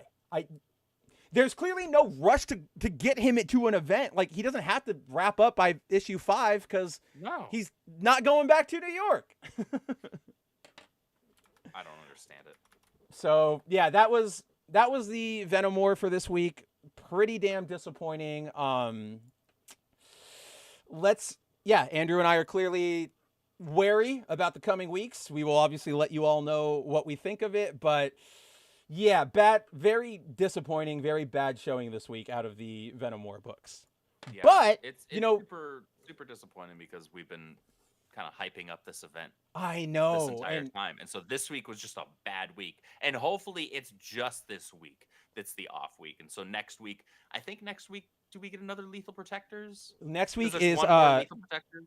There's the Lethal Protectors, and then there's Yef, and then there's Venom War number 5. My name is Jeff. My name is Jeff. I can't wait for that. Like, I'm legitimately excited for that one. There it is. Venom War Jeff number 1. So Lethal Protectors and Jeff next week, and then the week after that we get Venom 5 or Venom War 5. So Yeah, we're almost okay, at the yeah. end. So the 20th, we get it's Jeff, and we get Lethal Protectors, and then the 27th, so the day before Thanksgiving, we get Venom War #5, and hopefully that is a issue to be thankful for on the following day. Let's hope so. Let's really, really hope I so. love Ebon, the don't let cover us A. go. That cover Oh, A yeah. is so cool. Like, usually, cover A's aren't normally the coolest cover so far of all the variants that I've seen. Cover A is the coolest cover. Yeah, because it's doesn't hurt that that gold, It's Ebon. and it's just that, like we were saying, it's that gold, like, shine, like, you got us. Like, of course you were going to get us. Trying to bring it up for everybody to look at. Clean. That'll work. Let's go to browser full screen. There we go. Yeah, like that looks great. And it's getting foiled, unlike the Dyke Ruin cover for Flash, so Wait, it's gonna is look. it? Yeah, this is foil. That one's not foil. Oh wait, No, they have No, a different no. cover that looks similar, but it's not Ebon's cover. That is foil. I know because I have that one pre-ordered. I screwed it. No, I confused it. You know what I was thinking of? I was thinking of this one. This is foil. Yeah, That This one one's is the foil one. spot I do foiled, have that so- one pre-ordered on yeah, Things so- from Another World. So do I. Shout out Tifa. Yeah, that one I saw that and I was like, yes. And then they said foil, and I went double yes. Yeah, exactly. I've got like 3 or 4 different variants of that pre-ordered. If one of them turns out to be Marvel, I'm making fun of you relentlessly for it. But while Venom War was bad this week, I would say the X-Men books were pretty damn good. Like both of the ones that dropped this week. Which one do you want to start with? Let's hit Psylocke first. Yeah, because I feel like Uncanny, as always, is going to have us fanboying out. Yeah. So- let's hit Psylocke first, then hit Uncanny, and then we'll do still a open for temperature that. check. Yeah, then we'll do a temperature check. Where's our main thing? No, wrong issue. Boom! Psylocke There number it 1. So, guys, we have another launch issue for the From the Ashes initiative, I guess you would probably call it. Not really an event. It's just the post Krakoa It's just era. this current era. Yeah. From Yeah, the Ashes yeah. era. Sure. So yeah, era is probably the best way to put it. So, new Psylocke solo series, surprisingly written by Alyssa Wong, who, if you guys aren't familiar with her, is very much the kind of comic book writer we all criticize, very much on the representation is all that matters. She was the one who made Iron Fist into an Asian kid because representation. Like she was Right. all about that one. So See, I wasn't familiar with her work. However, knowing that, one thing in this, and you probably know what I'm going for. One thing in this issue, which was really like my only thing I could criticize about this issue, because otherwise it was really fun and really good. yeah, There was one thing where I was like, I know what type of writer you are. I know what it is. I'll let you call it out when we get there because Yeah. but I know exactly what you're talking about. But aside from that Iron Fist, she's also written Dr. Aphra, all 40 issues of that run, the Star Wars For the comic. Star Wars? For the Star Wars comic, yeah. And she is the current writer of Carol Danvers' Captain Marvel. So just in case you wanted to know what we were dealing with around here. Okay. Well, so that's kind of you could take 2 sides of the coin on that one, because aside from the one thing, this issue was actually really strong. Yeah. And Like- so I guess to her credit, everything else was so strong such that the one thing was more of just like, I see that and I was like, really? We're doing the okay, that's annoying and stupid, but then I go back to enjoying the rest. But that's like it's just like a okay, and then it doesn't ruin your day You're like it would in. This was unnecessary. I didn't need this. This was dumb. You didn't have to do that. But then like the very next panel or the very next page, you're like, all right, we're going back to business. This book is Now we're back into it. So, the issue, obviously, I liked this. I actually really liked this, sort of what we were talking about with timeline placement and everything. Like, we open with Psylocke actively part of the mid-K X-Men. Mhm. They're hanging out. They're getting ready to go on a mission. She's late for their debriefing, and that's when we open with this really awesome action scene. Like, just Dude, the art in this book, I couldn't believe it. Actually, no, I didn't pre-order this. I just added it to my list of like I've got a A pull Samsung list. phone, and so I use no, I didn't even add it to my pull list. Oh, I'll just like go through like at the beginning of the week or at the end of the prior week, I'll pull up my Samsung Notes app and I'll just create a little checklist of all the books that I'm going to grab that coming Wednesday. oh yeah.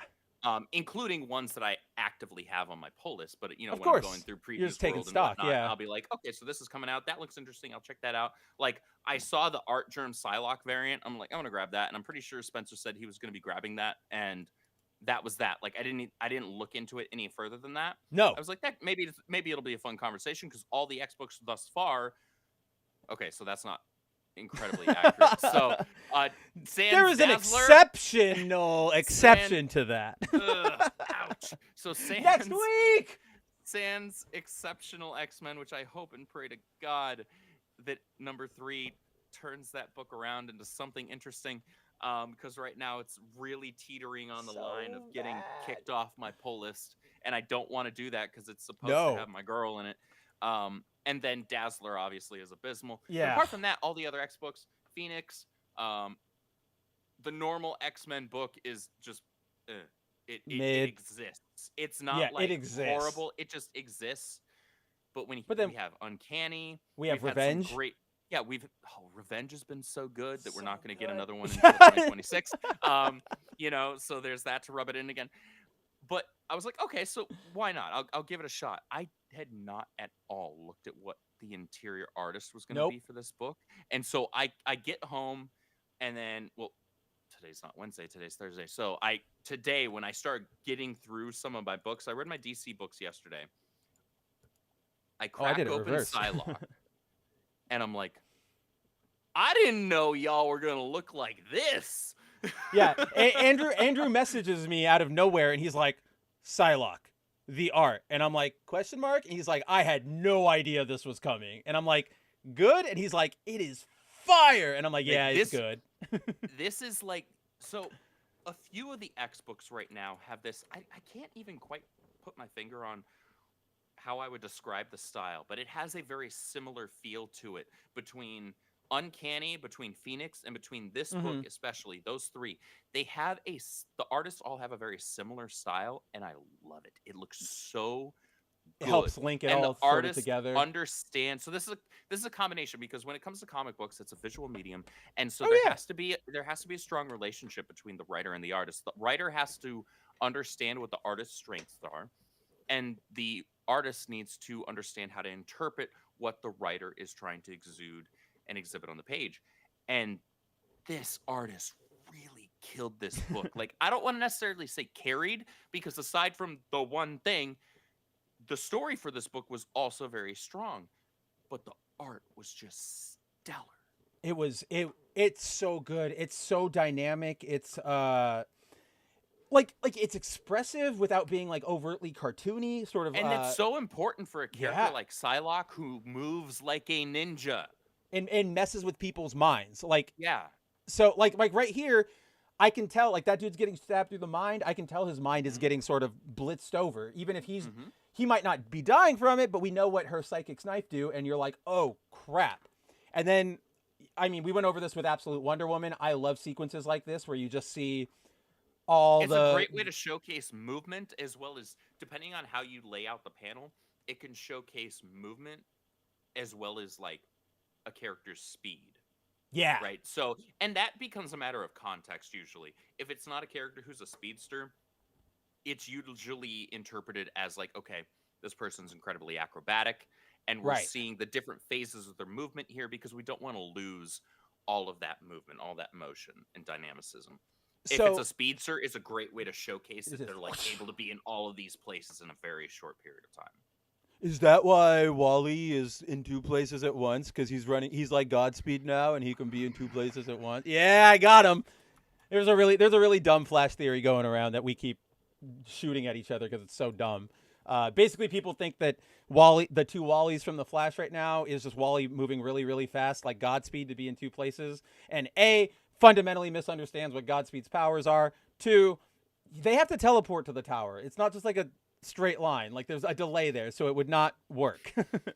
Yeah, I felt that in my soul. Thanks for that. To your point about speed and movement, there was in this panel, I wanted to sort of highlight something. Yo, Reeve is here. What's going on, buddy? What's up, Reeve? Brought that down way too fast. What up, Reeve? But to your point about movement and speed and like agility, I don't know if you caught this, but the background sells that as well, because you have, as you start over here where she like begins, the lines are a little more static, a little more defined, but literally as we keep moving closer to the edge of the page, they start whipping more until we get to the quote unquote final part of the page, which is her ending that action into the boxes where it's like a solid thing. So all of this was awesome to me. I was just like, this artist, I'm not familiar with them, but I love them already. I think the credits page is, there it is. Vincenzo Caratu. Dude, yeah, I'm not familiar. Get with on him more either. books. Yeah, I need this I heard artist Wally, on more. and Wally immediately popped in my head. Wally. Give him a little red skin. It would work. Yeah. Totally. So we get the Psylocke completes her mission. This panel, this was the only panel where I was like, that's weird. Like, this art looks weird.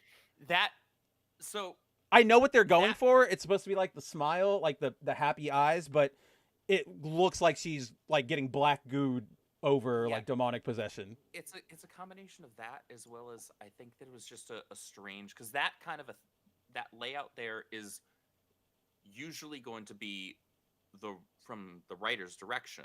Right. So the writer's going to lay out, when they're in their script, they're going to say wide, close up, and they'll break down like, okay, from where to where on the face do we want to see for this particular panel. And it looks strange there. To your point, it might have looked better if the panel wasn't so narrow, like so to where smushed. maybe we see a little bit more of her actual mouth. I think like seeing her smile would help too. Yeah. Yeah, it does look a little strange. Like this gives me very much like, especially with the purple lipstick, like this looks like Agatha. Like Agatha Harkness is like looking over and is like, Wanda, we have a lesson. And I'm like, oh, odd. But that was really the only thing. Speaking of that, I'm not going to rabbit trail on it, but I think I get a new issue of Scarlet Witch next week too. That makes me excited. Well, that should be good, because I know you love that series. It's one of my favorite series right now. I just still laugh at the fact that like Steve Orlando has to keep telling that singular story over minis, even though like he's been the writer ever since the Scarlet Witch got her solo back in like 2021. Yeah. It's just been a bunch of minis. Yeah, and I'm like, just keep the book. You can have 40 issues of Scarlet Witch.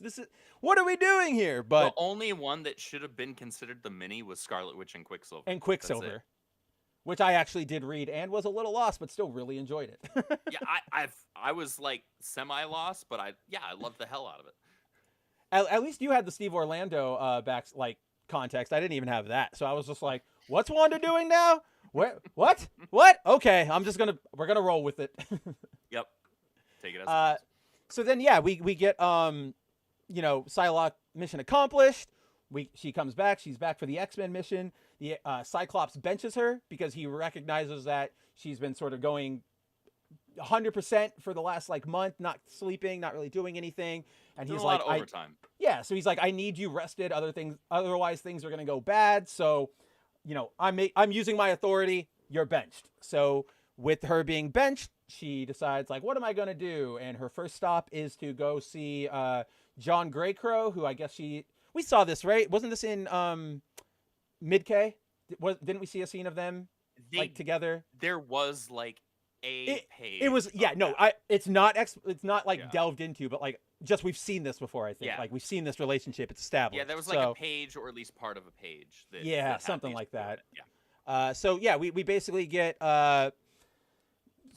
She is in trauma, just sort of like it's sort of the thing we always see with like trained killers is like, don't wake up in the middle of the night. Their instincts kick in. They have night terrors. And so John is here. She kind of finds a kindred spirit in him because they were both weapons and whatnot. Actually, kind of this relationship actually like feels like natural and unforced. Like, this doesn't feel like an edict. This feels like Wong or Jed McKay or whomever actually went like, who would be a good pairing for her? John. And people went, all right. Because, like, otherwise, like, oh, Psylocke and, I don't know, Cyclops, Wolverine, you would have imagined. But yeah, or it could be super forced like what they did with Betsy and Nova, right? Oh, Betsy and Nova, I forgot about that. That was right? super forced. That was like out of nowhere for me. I was like, wait, what? Why are we here? But I had to take it into context of it's modern Marvel, and so we're gonna find any excuse for that. If we can find I don't want to spend too much time on it, but I do want to also get to Black Lightning #1. Oh, I gotta grab it because I didn't read it yet. But yeah, we can get to that. So let me just get that going while when we get to it. Good call out. So I totally forgot that even dropped this week. There was. Overall, I did actually like that issue. Oh yeah, I did see an excerpt from it that actually made me smile a little bit, where it's like Jefferson gets up on the watchtower with his daughters, and he's like showing them around, and Blue Beetle walks by him. He's like, "Yo, JP," and he's like, "Beetle, code names," and he's like, "Oh, right." Yeah, that was like a fun like veteran to kind of young kid. Right. I was like, "Oh, that's cute." Like I like that. So like I was like, "That's cool." That as well. Yeah. So then we get this reveal that Quanon has like a new person in the chair that, and this really bugged me because I'm like, I don't stop doing this. What does this add to characters? Like, you don't need it. Most characters have existed far longer than this whole concept of person in the chair, dude in the chair, guy in the chair, whatever. Like, there are characters who work really well as that archetype, as the person in the chair archetype. Oracle. Right? Yeah, Oracle. When Barbara didn't have the use of her legs, Oracle still maintained her as a fantastic character. Alfred has been kind of a guy in the chair to some extent for a very long time, and he has worked well as that. However, you don't need to apply that to every single character. Once you start doing that, you remove a lot of characters' agency and a lot of their ability to just function on their own. And especially when it's a character who is part of an actual team already, it's completely and wholly unnecessary. And I get I didn't even think about that angle, but you're so she's part of the X-Men. She doesn't need, if you're gonna have a dude in the chair, because I have something to build on that. Yeah, you've got, I don't know, you've got Beast, you've got like, it would be what would be far better. So let's remove. You've got Glob Herman right now, and no, like, I'll do you one better. I like do Glob. You one better right now. Toss out this they/them nonsense character here that they decided to throw in, which was the thing for this issue, and instead that's what I was going to bring up next. Have a really fun back and forth relationship where Quentin Quire is her dude in the chair. Ooh, and we've already seen them in. Honestly, credit to McKay. There's that one. I think it's issue 6 of Midmen. Where it's 5 or 6. Where you know what I'm talking about, right? Where her and Quentin go on like the psychic mission. Yeah, and they do the deep psychic dive together. That was, to me, that's been the best issue so far. Like, I loved seeing them work together. They have a good, serious, like, they both recognize they're both strong, but Betsy knows, like, I have the more disciplined approach. Quentin has the rebellious approach, but they know they need to, like, there's so much you could do there. I'm 100% right behind you. Dude, that as a kind of like a side team, because Quentin, here's the thing, Quentin, you just said the word rebel. He's already got a rebellious nature. He would absolutely be the one who would like, all right, maybe I'll do this on the side and not tell Scott about it, because I don't really actually like Scott. Yeah. Oh my, and all he would have to say is just something like that, like are you gonna tell Scott? Like, no. Or how can I trust you? Because he's a loser. Yeah. All right, actually, pretty like much that's that. All you need is that, and you can trust Quentin. I mean, trust Quentin right there, because it's like, yeah, he does think Scott's a loser. He doesn't really necessarily want to help him. So I like, now I want that so bad. Opportunity, and I say that as somebody who doesn't like. I know you don't like Quentin. I have never liked Quentin Quire, but I think that was a huge missed opportunity, and I would have actually really been interested and invested in that relationship. I wouldn't say I'm a Quentin Quire fan, but in recent years, like during the Krakoa era, the way they used his character was really good, because he was still rebellious, but given the, and again, we're just dealing with the cards we were dealt, given the high politics of like the Krakoa era and sort of how tense all the people he would be hanging out with, like Psylocke or Wolverine were, it was this very interesting dynamic of like, I'm going to go be a little shit. And everybody just, instead of even entertaining him, is like, no. So Quentin eventually has to go like, oh, okay. Like he doesn't, it's sort of like seeing a kid grow up. It was pretty interesting. But yeah, I've never been too much of a fan, even though he's got some interesting moments. But yeah, instead of him, he's also an incredibly powerful telepath. He's an he's like the strongest one. Yeah. Or at least he was. I don't know continuity wise if he still is. I know that he was. He's supposed to be. I know pre all new, all different Marvel, he was the most powerful telepath, and he was an Omega level. I think he's still Omega. I don't know if he's still the most anymore. I couldn't tell. They keep changing the rules. I know. It's like you're Omega, but then there's over Omega, and then technically Omega only applies if you're the top of your power set. And I'm like, what are we doing here? Like, just. But because they also split. It's like your Omega class, and then there's Omega level. Yes. So you're like within the range, or are you actually there? Like, make up your mind. Stop making it complicated. This is comics. Yeah, seriously. This should be the easiest. Like, go read a shonen manga and just get like their 4 rankings of power and be like, good, done. That's all we need. We don't need to keep. Right. Oh, here's a secret metric that you guys didn't even know we were tracking. Have fun. Like, so dumb. But then, speaking of dumb, we do get this character here. Devin D'Angelo is clearly non-binary, I guess, because throughout all of their throughout all of Betsy's dialogue, Quanen's dialogue, I've made that mistake so many times. So don't even trip. I love comics, but I hate comics so much. So Quanen, she rescued this kid, and this kid just decided they were going to be her person in the chair, right? Yeah. And so I think it's a combination of sort of all of this, is like super annoying and easily the weakest part of it, because one, the non-binary stuff, of course, like that's just going to be, eye rolling no matter what we do about it. Completely unnecessary, dumb, horrible choice for one, like, okay, the whole dude in the chair thing is so overplayed for me. And then what I was going on about there for 10 minutes probably was like, if you're going to do that, make it make sense, make it work. Like, you have characters already at your disposal that would have served not only to make something more interesting and utilizing existing assets in terms of the characters you have access to.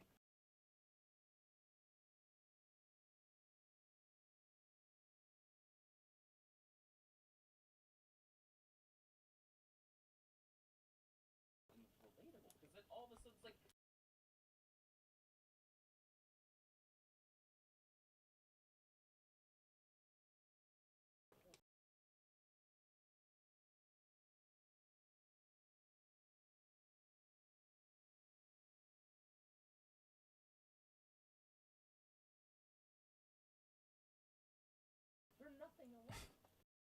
But like that's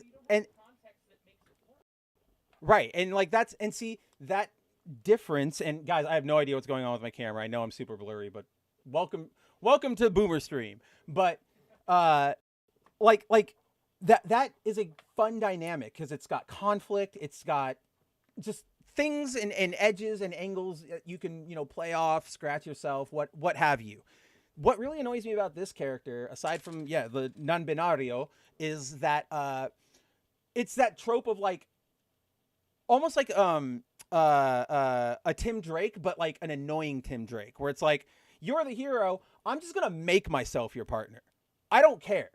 And to your point, like, Quanen's not the type of person who necessarily just lets somebody hang out with them. Like, that's sort of the entire setup we were having with John Greycrow.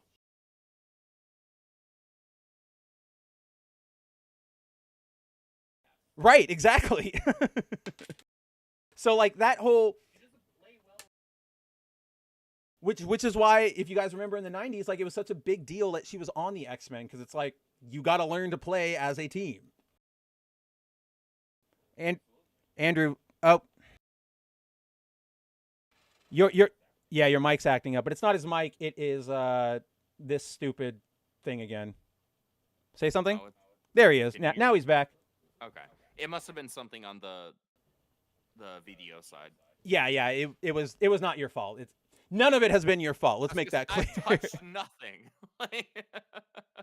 So it's technology's fault. Okay. yeah, We're blaming right. Skynet. We just technology is allergic to us, so we clearly Yeah. just short circuit everything every time.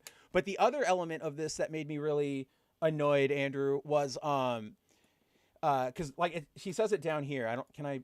No, we're not in the right window. But apparently they imprinted on me because I've been getting packages ever since. Gadgets tailored to work with my psychic powers.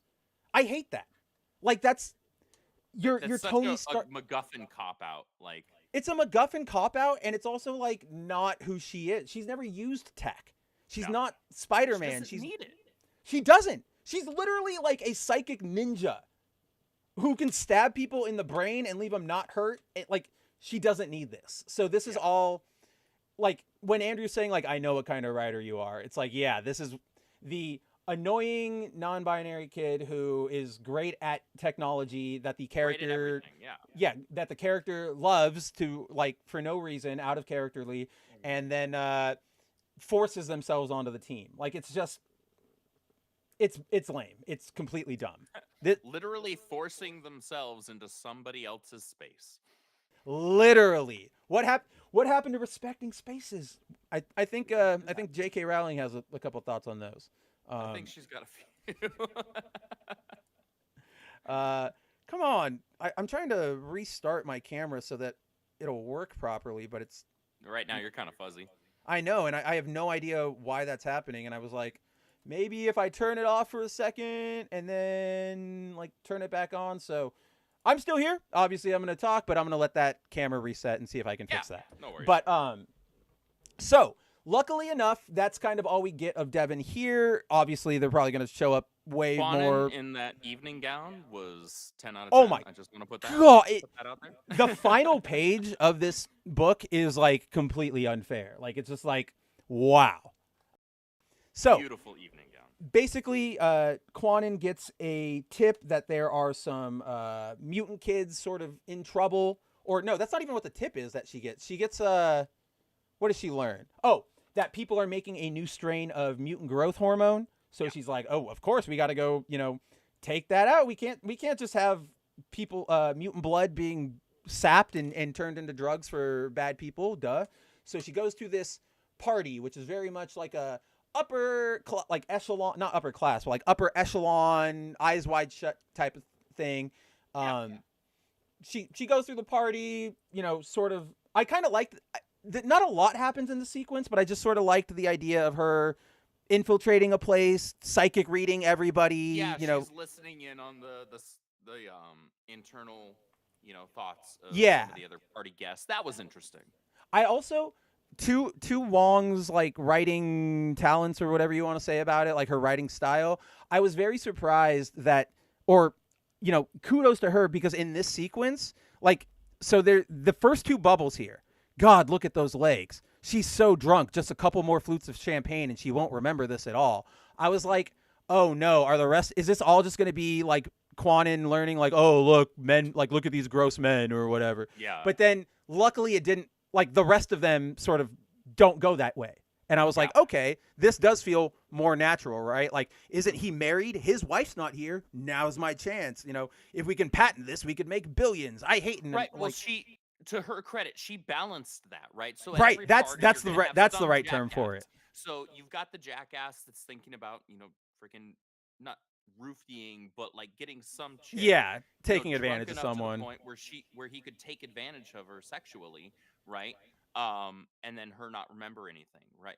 But then on a panel or two later, you have the inner thoughts of a female character, thinking about like trying to shack up and hook up with this male character just because his wife isn't around. So you have a male POS POV, and then you also have a female POS POV there to balance things, and so that's fine.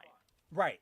That's fine. You're not being heavy-handed with that. Like as soon as I got to that panel that was 1 or 2 later, I was like, okay, yeah, this is whatever. Like I can completely believe that at a party, you're going to have people of either gender that is going to be thinking something nefarious Yeah, about not great. somebody else that's there, right? Like that's completely believable. That's not unrealistic at all. No, yeah, and that's what I'm saying is like kudos to her for not falling into that trap that we clearly know that she probably has a delineation, or at least is in that sort of sphere of writing. You know what I mean? Yeah. So yeah, from there we learned that the MGH is being harvested from children. So they're basically Which is child pretty effed up. Dude, that was pretty nuts to me. And then Betsy or Quanon just came in to infiltrate. All right, we're gonna need to like the counter. Let's just say Psylocke. I know I need to say Psylocke. I don't know why I don't default to Psylocke. I have At no this point, idea why. Saying Psylocke will be far easier because And I'll never be wrong. I'm with you where like I have for the entirety of my life with reading comics associated Betsy Braddock with Psylocke. And Right. So now Betsy Braddock is Captain Britain and Quanon is Psylocke. And instead of dealing with that, I'm just gonna say Psylocke. yeah, I'll try to keep it on Psylocke. Hey, I fixed it. It was just a lighting issue. Check that out. Hey, there we go. We're back. So then, yeah, from here, Betsy or Psylocke realizes who she's dealing with. Seconds later, literal next thing after we said just say Psylocke. Amazing. Psylocke learns that it's kids being trafficked. I actually liked this setup a lot. So they're being auctioned off, and you have people with the 500,000 whatever. Psylocke obviously is sort of losing not her mind, but like she's getting emotional. She's like, I'm taking action now. There's no plan. Some PTSD flashbacks. Right, exactly. Back to her her days being trained as a ninja. So I liked how instead of just running up to the crowd and starting a big scene, she does that, but she like does it sort of in tune with the event. Like this is what I'm talking about. Like she bids on them and technically wins them. So then they're like, oh yes, come collect your prize. And then after that, she goes all out on them. Yeah, she unleashes on them. So I was like, I think that's I don't think I would have been mad if she'd have just leapt into action, but I was like, that's a fun thing. Like that's a very stylish thing. It was unnecessary, but it was unnecessary in the way that like you could have still played the scene out and it been fine if you hadn't done it. Right. But it actually gained from her having done it. Yes, no, I think I think that's the perfect way to put it. So then, we get another awesome shot of Betsy doing her ninja stuff. She's doing ninja stuff in that dress. In heels, man. In heels. In heels. She's 10 out of 10. Psylocke is the girl, the woman. And then, so she learns that the kids were like not just trafficked, but sort of like abducted. So now she gets even more mad at them. We have Donald Pierce is here or the Reavers essentially are the security for the event. So we have Donald Pierce and Skullbuster, and I don't really I'm not a fan of them per se, but I don't really care about them, but I was like, oh neat. Like good on you guys for these deep cut, like when a writer can go back and like get a deep cut sort of thing instead of just using like a design here is solid too. Who's? He's got a strong Pierce. I love Pierce's design. Super strong. I mean, you really can't go wrong with like torn cape scarf on any design. Like and like well done body armor. Yeah, like that instant winner every time. But then that's a strong design. But then we get this Skullbuster decides he's going to use they're making the MGH as like patches. So he's like, I'm going to use all of them. For those of you that watched Batman Beyond back in the day, remember Slappers? Yeah. Oh man. Deep cut. Damn. Holy. Yes, Slappers. I have nothing to add to that because I'm just blown away by that cut. But Skullbuster uses these Slappers and he does the dumb thing of like, I'm going to use them all at once. And I really liked this because like, yes, this is comic books and it could have worked. Like, I would have been fine if they all activated. But as somebody who like, in my wilder days, like when you party too hard, when you mix too many like different types of alcohol, it goes bad. So I was like, this is good attention to detail. I don't know if you would call it that, but I liked it. I was like, I'm glad it's not just working for him. I like that we see it messes them up. Well, for people who do consume alcohol, myself being among them, there's a difference between having a mixed drink and mixing drinks. Yes. And he mixed drinks. So then, yeah, you see all of the different powers sort of erupt. Dinosaur, big skin, giant size, who knows, wings, everything is going crazy. Big old mutant monster. So from there, Betsy... Psylocke finally gets her sword out and sort of puts an end to the situation definitively. Like, I have to go now. I know, she's like, I don't want to kill, but I know to save these kids, it's kind of the only way to do it. So she does it. We get I kind of do like this conflict she has with herself. She's like, I didn't want to do this. I still didn't, but why was it easy? Like, it not easy, that, and I don't feel bad about it. Yeah, so I really like that conflict within her. Listen, punk, where have you been? Where have you been for the last hour? Okay, that is not the first. Did you tune out for the last hour, punk? Like, he's been kicking himself over screwing up the name every single time. Every single time. Because you've caught yourself every single time. It's just like after you say like it. right after it happens, I go, man. Like, man. Like the words leave your mouth and you're like, wait, come back. Like, no, I'm not that dumb. But then, yeah, so issue ends with this absolutely gorgeous shot of Kwanin in this dress. Just like, so great. It's such a good shot. And so that is where we end this issue. Pretty, honestly, like we said at the top, I was super surprised by this issue. I got this issue because, yeah, like you said, Andrew, it had the art germ cover and it also had that awesome foil, like the spot foiled cover. And so I was like, yeah, Psylocke, I love her. One of my favorites. I'll grab those covers at least. Didn't really look into the creative team. Saw Wong's name on it when I opened it yesterday and went, oh no, I bought an Alyssa Wong book. And then went, oh wow, I bought an Alyssa Wong book and I liked it. Yeah. So very, very strong first issue, I would say, aside from that annoying non-binary character or whatever.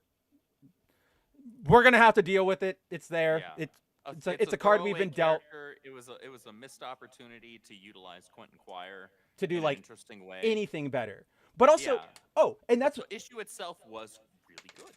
Yeah, no, this issue is really good, and I don't know if we necessarily know where the plot's going to go. Obviously, it's going to involve the kids and the trafficking and everything, but yeah, like I'm excited to see where it goes next, even though we don't know where it's going. I'm like, I'm in. Like, if nothing else, I'm excited for more of this art. Oh, this art. This art is so good. Let's just hope Marvel doesn't do their thing or the Marvel and DC thing where it's like, here's 2 issues by, Ed McGuinness. And then on issue 3, we swap over to Scott Collins. That's who I was going to use. That's who I was going to use. Like, stop it. Just pay the good artists more money. That's it. Simple as. But then, yeah, so I will pick up issue 2. I'm totally in for issue 2. I'm very in for this book. The art germ cover because I love me some Stanley Lau, and then that be that. But I read the issue and I was like, oh, the interiors look like this. Like the interiors. Like, oh, this story is actually really good. Like pretty interesting. Let's see where they go. So hats off to you, Wong. You got us. You got us on this one. Yeah, I'll clap for that. Good but job. In continuing our trend of really, really, really, really good X books, my friends, we finally got it. We finally got our Uncanny number 5, which would you say continues the Gail Simone peak streak? I would say that the shoe has not dropped. It's insane. And as I tell you all the time, and as we tell our viewers, like I do go into these issues, guys, honestly, like, oh boy, like I do get scared every time I open this. Because you and I DM each week, like, so is the shoe gonna drop this week? And we're like, oh man, here comes Uncanny, and every time. This is peak comic books coming out of Gail Simone. So I'm gonna jump into this real quick before we Yeah. dive. And honestly, the issue opens with this, so I guess it works out. I It is so shocking to me how much Gail Simone understands these characters and how much fun she has playing with these characters. It's Because the crazy. stuff with Rogue, where she's like trying to um she's taking like diction classes, like she's trying Yeah. to learn how to speak properly, right? Not like the typical Southern belle that she does with that draw that she has and the diction that she does have. Well, what And I it's like fun the way that she has that interaction. what I like about that in particular is like, yes, she has obviously the typical Southern, like, I guess you would call her a Southern belle, right? Like the sugar. She has like a bunch of like I can't like that kind of stuff. Like, it's cute. We know that that's Rogue or whatever.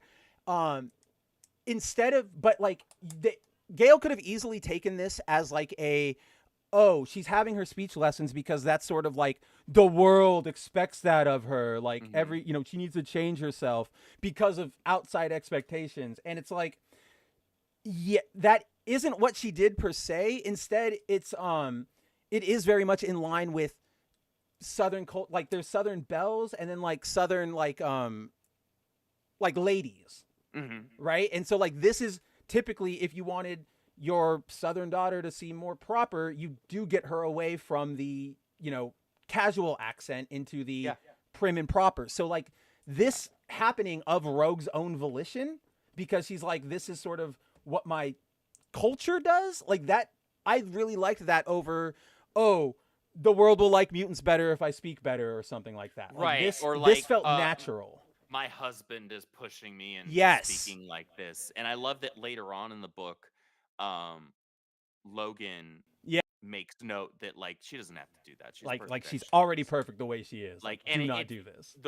I can't remember specifically if it was something that Remy even knew about, because it's clearly not something that he was pushing on her. It was literally just Rogue was doing this of her own volition. And that's great and all, but I love that Gail made a point to have one of the really prominent male characters that are in her life say, you don't have to do that. Like you don't, like, what do you do? None of us asked you to do that for, like, Yeah, you're what already are you perfect the doing? way you are. Yeah, you are perfect as you are. Like, you don't need to do that. Like, I loved that. Like, it continually, month after month, shocks me and amazes me and pleases me that Gail understands these characters as well as she does. It is a literal mystery surprise every time. It is the comic shock of the decade. It really is. Like, if, again, go try and tell any of your friends, Gail Simone is writing the best X-Men book right now. Nobody will believe it. Of like the last 20 years. Tell them I'm Gail not Simone. even exaggerating. No, that's what I was about to say. Like, tell them that Gail Simone wrote a better X-Men tale in 5 issues than the entirety of the Krakoa era. Like, it is, and that's from Hickman. I love Hickman, but this is better. This is actual X-Men over X politics, if you will. Yeah, over X-Men, or over X-Men written by full Hickman.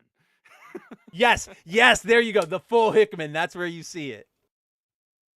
So yeah, for those who don't remember, the X-Men are currently in the middle of fighting Sarah, the mother, who is that awesome, creepy witch enemy with her cult that we don't know too many details on. We saw last issue that they had captured the Deer Girl and then converted her, but we really don't know anything about that yet. So, and if you remember, last issue, Rogue kind of got her ass kicked. There was that really raw scene of her getting her arm snapped, which I'm kind of glad they kept visceral. It wasn't just one of those like comic book snaps where like, oh, it broke, but then we see her the next time and it's fine. But then they'll say later on it was broken. Not attached. Right, yeah, like this thing or is... if it is, it's attached by like the tendons and like sinews. Not by the bone. Not by the bone. So Rogue is still being confronted by Sarah. They're still in the middle of their battle. Rogue realizes she is on sort of the losing end, that this is not going to turn out well for her as is. Sarah starts doing this, like, I kind of, this what am I trying to say here? They don't expand on this a lot, and I kind of want them to, but I also understand why they didn't. But then it also feels a little random where she starts cutting off like Rogue's hair, and she's like, I thought I'd take your beautiful hair, and it's like, I get it. Or rather, she threatens to cut it off and scalp her in the process. Yeah. She doesn't actually cut it off. No, yeah, Like, she doesn't unless I get to it, but she threatens to do it, and you can see her doing like the hero Psylocke line over her head, and so I get it. Like Oh it's man, not. that's. I know cut we're back deep to cutting. We're college deep for me. cutting. We're going It way is deep. all deep cuts tonight, man. I actually own the first 2 seasons of Heroes on DVD. Me too. That was one actually of the. those first 2 seasons were really good. They're so. When I was in high school, that was like probably the only show I can think of where I was like, Tuesday nights, get home, 9 o'clock. I am watching that. Like I didn't actually watch it as it was airing. Oh, really? I didn't start watching that until like 2009, 2010, when somebody who wound up becoming my kind of lifelong bestie in college, she kind of turned me on to the series. She was like, "Hey, I think you'd really like this," because I would talk to her about comic books from Oh, time of course. to time. She wasn't a comic book person; she was a geek, but Right, specifically right. comic book, no. And so I would talk to her about comics and things like that. And she was like, "You might actually enjoy this show. Have you heard of Heroes?" I'm like, "I've heard about it, but I've never watched it." She's like, "I really think," because a lot of the times I was talking to her about like X-Men at Right. the time, and she's like, "You might like Heroes." She's like, I think there's something here. You should take a look Yeah. at this. And I was like, okay. So I just went to Best Buy and grabbed the first 2 box sets. And you were like, I "Whoa, was like, this "Oh, is amazing." I actually really like this." I'm glad you didn't watch the 3rd season because it gets really bad and it goes down The 3rd season hard. is where it just goes. Yeah, like It's not even a downhill, just gradual drop. off a cliff. Well, because that's when the writer's strike started Yep. happening, and all of a sudden it just fell off a cliff, and it did that for a lot of different shows. Oh yeah, lots of different shows, but the reason that one particularly gets me is A, obviously I was a big fan of the show. I was all obsessed with it. B, right before the writer's strike set of episodes started, so when it was still from the original scripts, they had introduced a speedster for the first time. And not only did they do a speedster, but it was like a cute blonde speedster. I was like, wow, that girl's really cute. Like, I like this. She lasts 2 episodes, and then they kill her. And I was like, I hate, like, this is, like, how, I'm done. Like, I'm done with this show. Like, get out of here. Yep. Chuck Keyworth says, Gail Simone, no way. Andrew, way. No, that's literally how every conversation will play out when you talk about this book. Pretty much, and it's shocking to It's me. so shocking. And But it's kind of infuriating because it really paints the picture of like, so you're not just a hack because you can actually write. You're just very, very And you culture can write. war brained. Yeah, exactly. You just need to get rid of the freaking brain rot of the culture war out of your noggin and just write good comics. I actually had this will be a very brief rabbit trail, I promise. I hope. What? Fingers This is crossed. Rabbit Trails the show. I'm gonna rename the This is show. Rabbit Trail the podcast. So I actually, when I picked up my my pull list for my LCS today, I was chatting with one of the guys behind the counter. Great guy. He's also like a foot taller than me. He's huge. Oh yeah. But super chill guy.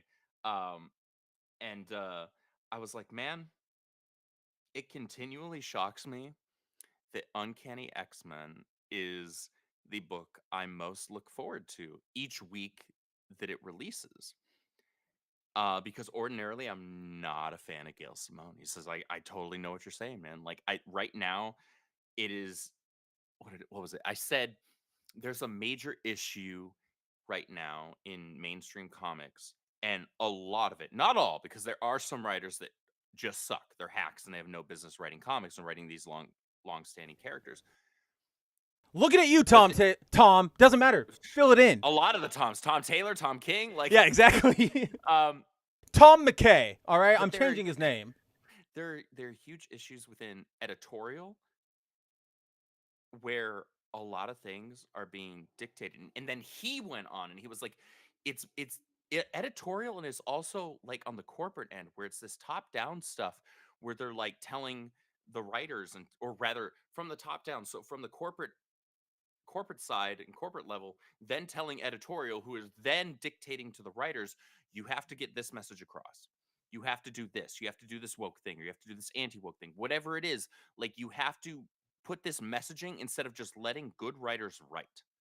Yes. And right now, and these are this is paraphrasing, but these are his words, not mine. Right now, Uncanny X-Men is an example of just letting a writer write instead of telling the writer what to write and telling the writer they have to get one X message across or another. X message. I know what I am. There's no off switch. It's not piecemeal, not a la carte. Get what you get. This is why you're all here. Right. This now, is the real content. Yes, this is the content. Content. Yeah, content. Right now, Uncanny X-Men is an example of letting a writer write, and we're getting a great book from it. We are getting such, to that point. I also wonder, did we just give Gail the right sort of limitations and parameters to craft the story? Because I sort of, yes, they're letting Gail write, but I also. I was going to ask you, what do you think? Do you think if they were still set in the Krakoa era or in a more urban environment, if they set up shop in New York, would we be seeing more of that messagey writing from her? And I'm like, I don't know. It's just sort of a thought that crossed my head. It's hard to make that call because that's kind of making whataboutism. Yeah, exactly. It's possible. At this point, Gail has surprised me enough such that I'd like to think that as long as she wasn't being told anything beyond, here's the setting, here's the location. Right. Geographically, this is where you're doing this. As long as you're not dictating to her or dictating to any writer. Mary is in the chat. Hey, Mary. Boop. Boop, Mare. X message to force down readers' throats instead of just letting a writer write a story with good characters and a good plot. I feel like she can make it work in New York as well. In fact, at this point, I wish Gail was writing Exceptional X-Men instead of that would actually be good. Man.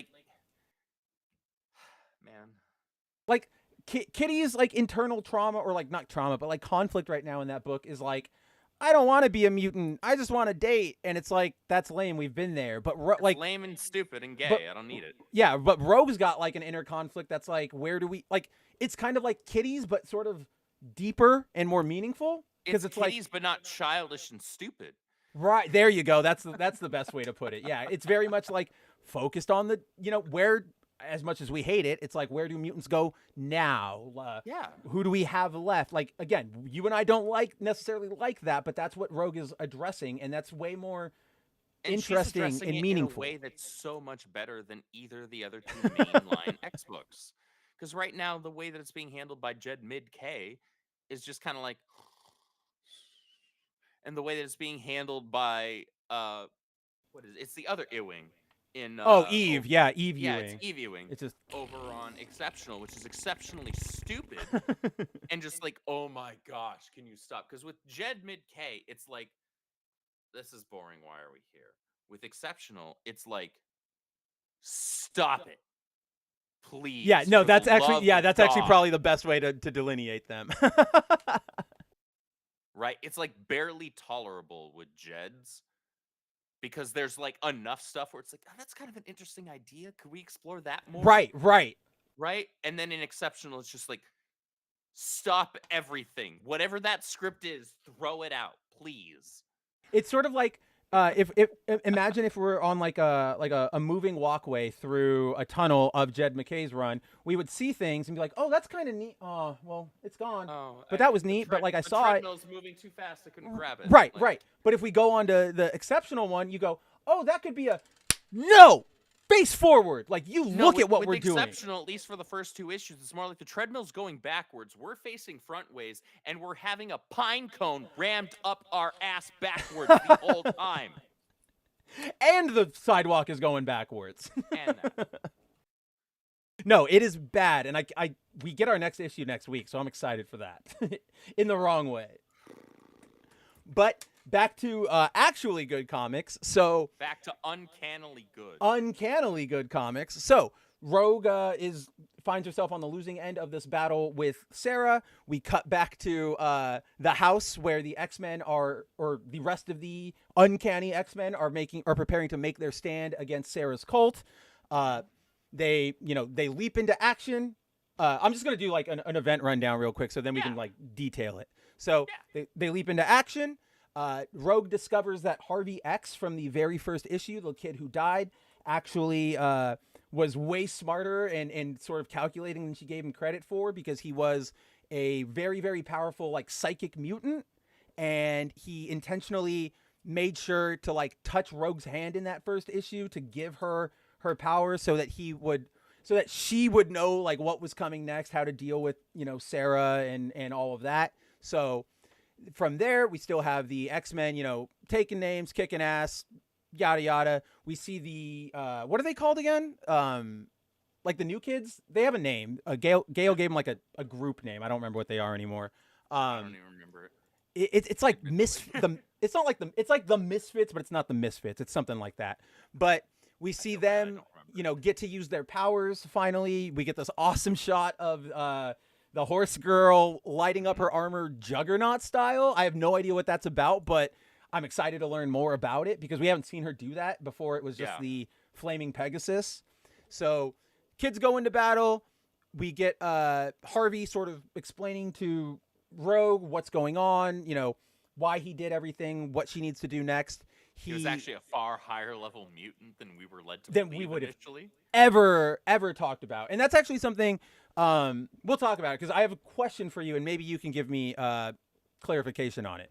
But so the battle keeps going. The X-Men find themselves overwhelmed. And so throwing it back to that first issue, Remy goes, all right, I have to use the other eye of Agamotto to level the playing field. And he does.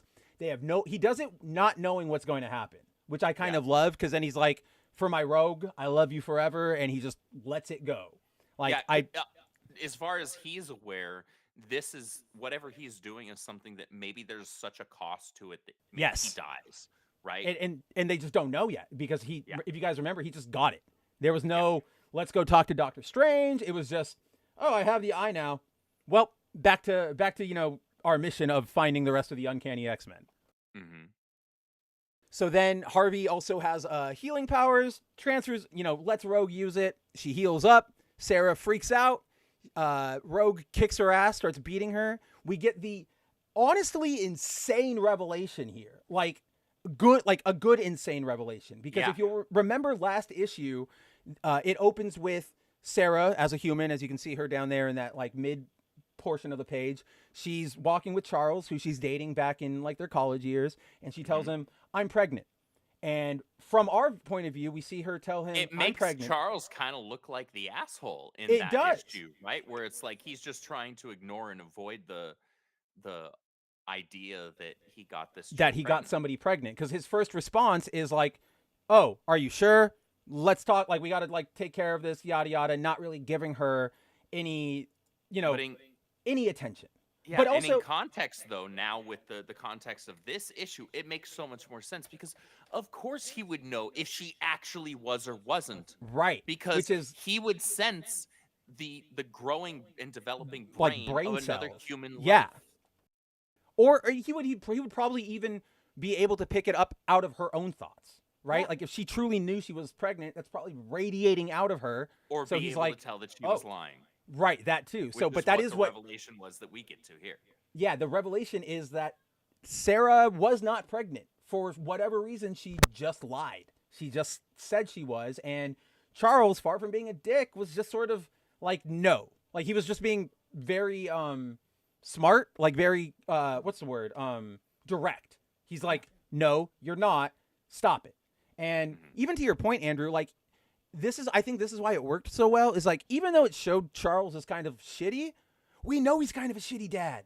Like we know when it comes to those responsibilities, like when it comes to like Legion, right? Like he's Charles is good at a lot of things, but not everything.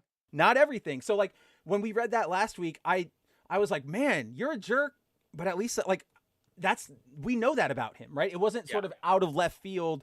Wow, Xavier's just an asshole all of a sudden. It was like, this is going off of something.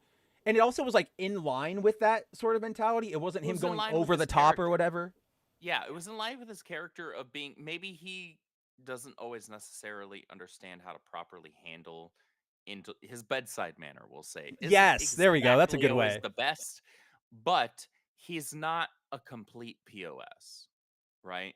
Of course, Where I mean, he's like basically the leading force for mutant rights, whether we want to right? admit it or not. Or Yeah, like let me he's rephrase that. making us Not whether we want to admit it, but whether we think his methods at current, like because he always is changing it up, whether we think they're good or not, he is still correct. the main fighter, the main reasoning behind like mutant rights and acceptance and stuff in the MC or in the 616.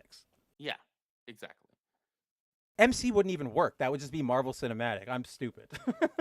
And MU or MC. See, MCU also works with Marvel Comics universe, so Oh, look at that. But then we get into that's just the reverse problem of calling the MCU Earth 616. yeah, exactly. I hate everything. So then we get that revelation. Rogue lets her know, and then Rogue sort of just ends it. She double snaps back her arms and is just like, we're done. Like it's over. And Rogue gives up, or not Rogue gives up. Sarah gives up. Sarah's like, I'm done. You've won. Harvey X says he has to go. It's actually kind of an emotional scene because like This was kind of an emotional scene. It was like because we had only a few panels of like this kid who had some form of cancer like die in the second issue or first issue? No, that was first. That was number that one. was okay. Yeah, that was issue 1 of Uncanny, and then we have this resolution to that, and it played so well with Rogue because of kind of the heart that she has. And it was just like, wow, man, that actually hits. It's the heart that she has. It's the empathy and compassion for another mutant whose powers physically like cripple or debilitate them, because that's obviously what hers does. Yeah. And I also think it's a bit, at least like this is what I read, because this is how like it affected me. It's like, Harvey, how do you confront a kid who like a child who was so confident, like I have to die to be to do this, and it was the right thing, and he's not even like upset about it. Yeah, Like- this kid's maybe at most just cracked double digits, and he's already got Yes. that understanding of power and responsibility. And I mean, like, you can see here where Rogue isn't even at that point, because she's the one breaking down for him, right? The things he'll never get to do. I can't face it. Like, she's the one who's like, that's so hard, but he's like, no, I knew this was coming, and I'm okay with it. Like, even at the end where he's like, when he's about to fade away, he's not like, will anybody remember me? He's like, don't forget me, okay? Like, it's so crazy to see somebody so accepting of like, I'm gone, especially somebody so young. So like, it's crazy. Gail, what do you keep doing? It was actually kind of heartbreaking. Yes, like actually emotional, not just like, oh, that's sad, but like, wow, dang. Like Yeah. you look up from the page, you go, dang, and then you keep going. That was a genuinely strong emotional beat. So then, Agamotto wipes out Sarah's troops, if you would. Rogue takes care of Sarah and brings her to Greymalkin, or a private airstrip outside of somewhere, so she can be taken to Greymalkin. And she basically threatens, like, this is an amazing like line from her. She like hands her over, and she says like, I'm leaving her with you, but I've got a message for you. You free her, you let her escape, you weaponize her in any way, I'll rip your Devil's Island up and make you eat it. It was our home. Be a good house guest, because someday soon we're going to come to the gate and take it all back. Like, That was straight. That was her just dropping it on the verbal, table. just verbally, just bam. Like, with all the weight of like adamantium behind it. Like, she just showed up and was like, goodbye, do not mess with us. Yeah. Like, that was a pretty badass moment.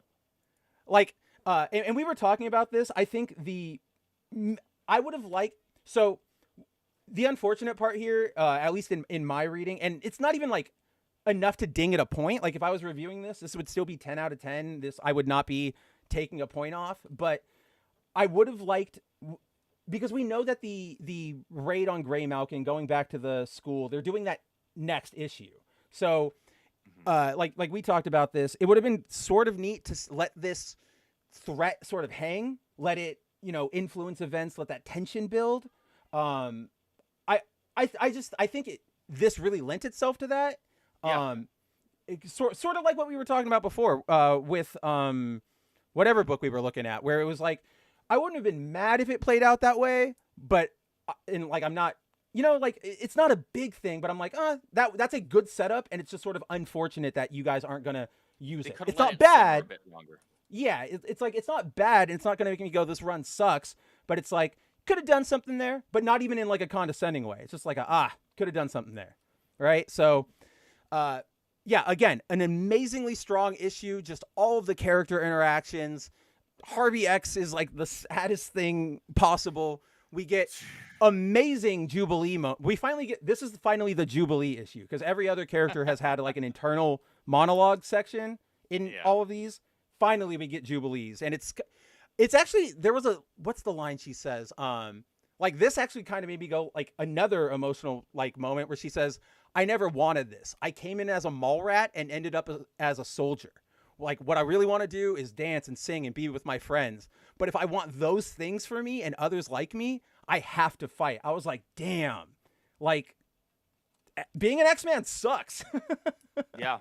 I also love that she kind of had that protective line regarding Logan. Yes, it's right over here. Yeah, it's no secret. I love that man. He saved my life a dozen times, and holy hell, woe betide anyone who tries to hurt his hairy behind. I'll show them rainbows they won't like at all.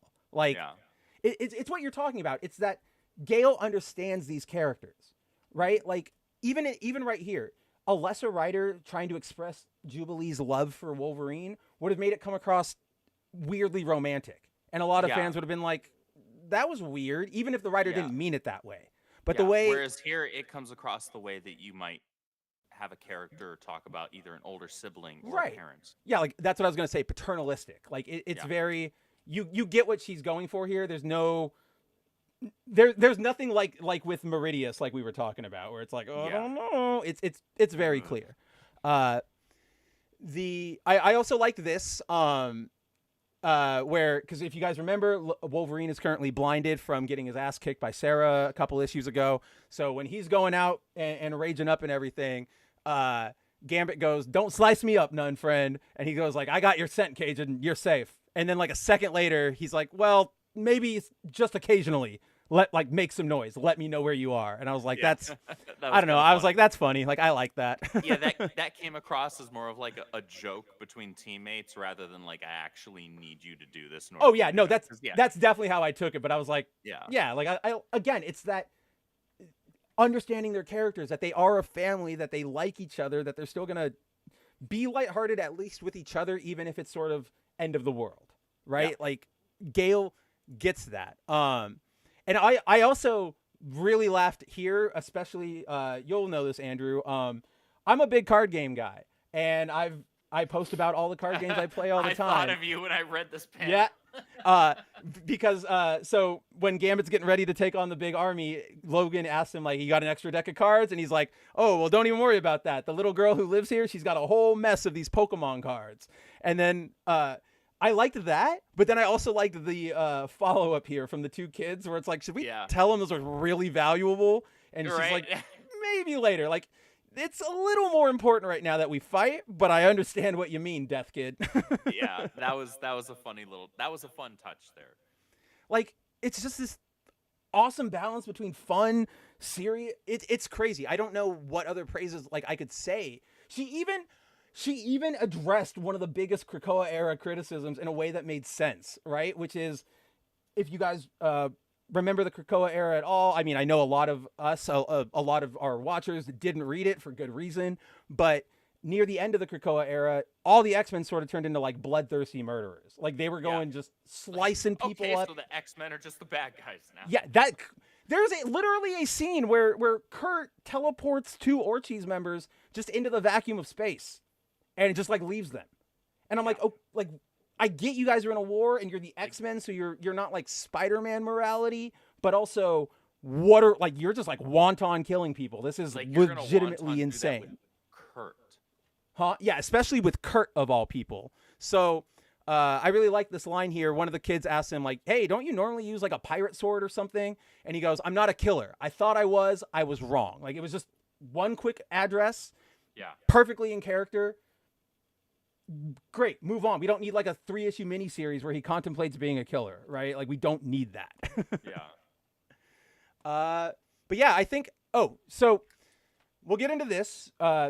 We get one of the classic sort of comic book future teases, and we see Xavier putting on Magneto's helmet, Colossus getting eaten up by some weird Transformers Ravager type dogs, Kurt with 4 arms, and a brown-haired woman putting on Scott's original X-Men uniform. I don't know about you, and again, I don't think this is necessarily on Gail's end. This is all of X editorial and all of their story planning. None of this is really that interesting to me. Nothing here makes me go like, oh, what's going to happen there? Yeah, and I don't care about I like that. Kurt with care 4 about the arms. story that Gail's doing. Like, I like the Kurt with 4 arms just because we don't have enough comic book characters with like extra arms to do like crazy things, and I think that works sometimes, like it did with Spider-Man back in the day. They obviously got to have like the agile characters doing it, or the super buff Machamp types. But yeah, everything else here is just sort of like, well, first it's like Colossus dies. Okay, A, he has before. B, I don't know what those enemies are, so it's not like I feel like an impending threat. And C, again, he's done it before. He's a main X-Man. You're not going to leave him dead for long. Yeah. Charles wearing Magneto's helmet. I feel like that's a theme we've gone over 9,000 times in these comics before. I feel like right? this is far from the first time we've seen imagery of that. Right? And then as far as the girl wearing the Scott costume, I kind of don't know, and I also sort of don't care because it's an 05 costume. Like, yeah, I don't really care. Stick away. My only sort of theory is that this is a tease to sort of the end of Raid of Greymalkin, and instead of being literal, it's more like, I think that's Rogue, because only Rogue's hair is white in the front, like it's all brown in the back.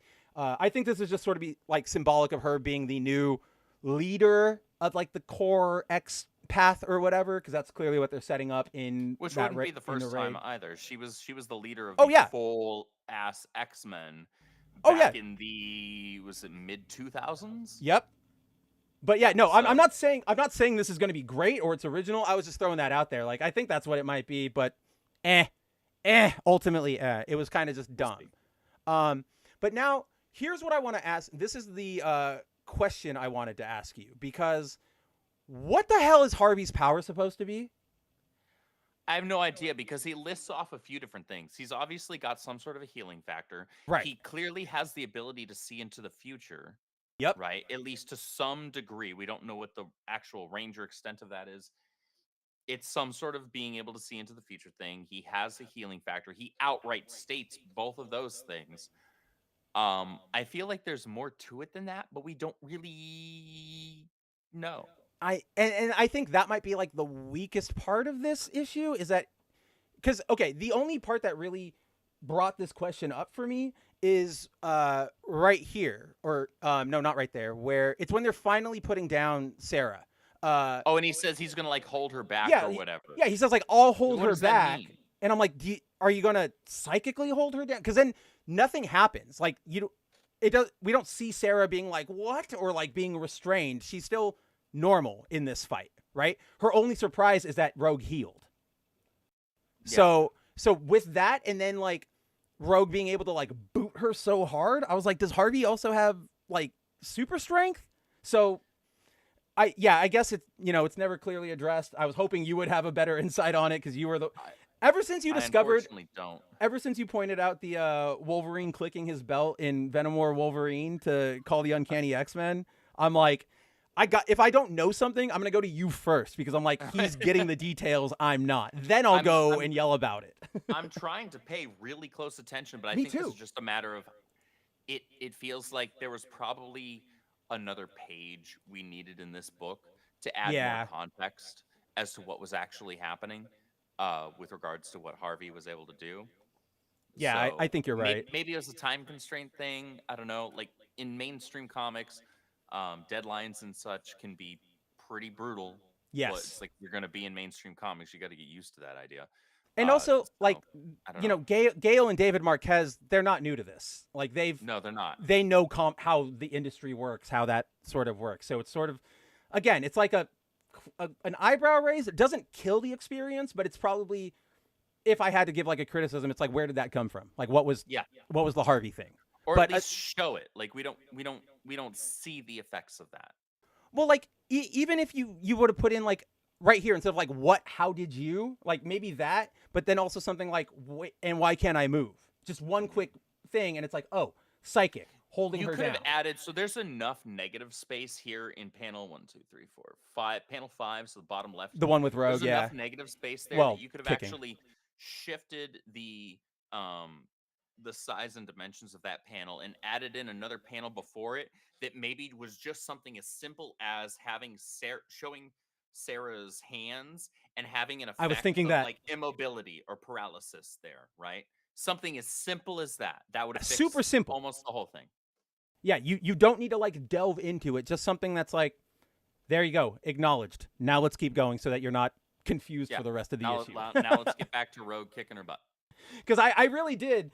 Because like I'm like you, like I want to pay attention. I want to know the details. I went back and read that Harvey page like 4 times, and even though I was like, I understand it, but I don't understand it. Yeah, like I get it, but I don't get it.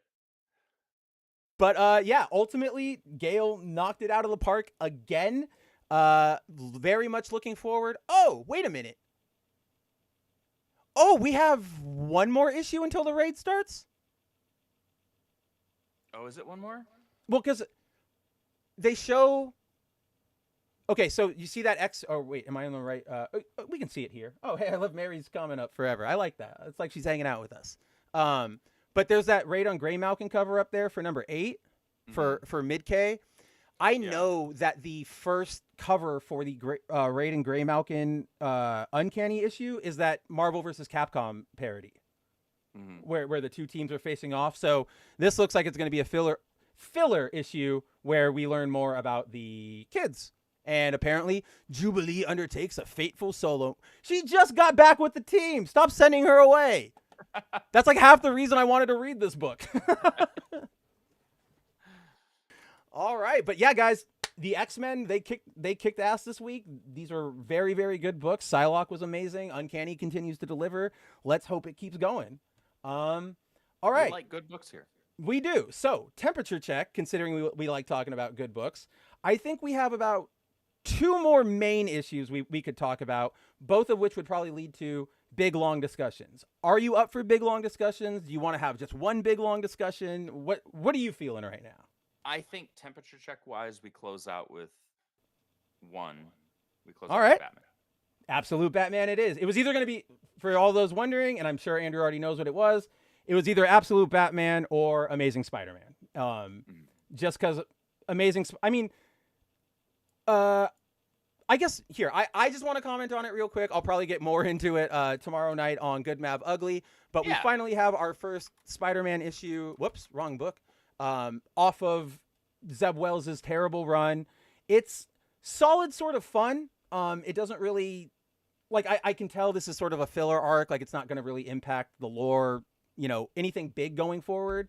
But it's at least sort of a fun setup. Basically, back in the day, Doctor Strange, when he was, learning how to protect Earth from magical threats, he realized, like, oh, there are things that I'll never be able to, like, comprehend or see. So I need somebody who is evil and demonic and tuned in to help me out here. And so he goes to, not Chthon, Psylocke, and the guy who gives Juggernaut his powers, and basically enters a deal with him. Like, will you protect Earth? And Psylocke says, yes, but here's the condition.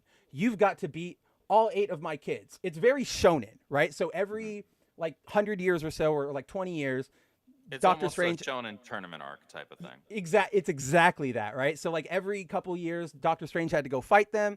Since Doctor Strange isn't the Sorcerer Supreme anymore, that falls on Doom. But Doom realizes, Doom's evil, but he's not stupid. So he realizes, like, I'm not a hero. I'm not going to be able to be, like, selfless enough to sort of win this competition, give myself up to beating all of these bad guys. So, Spider-Man, you're the champion. And he kind of just, like, thrusts it upon him. then he gets this costume. The costume's kind of stupid, but it's also not as bad as I sort of was thinking originally. Like, It could be way worse, but it could be way worse. But it also opens up some sort of neat visuals here. Like, he starts getting like magic spider web powers that he. I like that they noted that the suit sort of tells him what it is, so we didn't have to sit here wondering like, how did he know that? What the heck? Yeah. It does have this sequence which made me particularly stoked on it, which is when Peter dies. He does die, so he has 8 feathers, like magical MacGuffins, that will bring him back to life after every battle. Basically, the thing is, if you're going to beat these Zero-Tac kids, you're going to die. Like, you have to sort of self-sacrifice to take them out. So this is probably from just a lot of Ed McGuinness art, and also just sort of, this is raw, and we don't really see this a lot in Spider-Man, at least under Wells.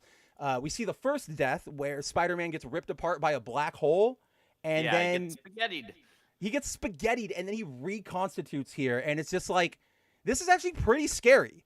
It's pretty brutal, because the way that they describe it in the book is that he feels all of that. Yeah, like he feels it, like, ugh.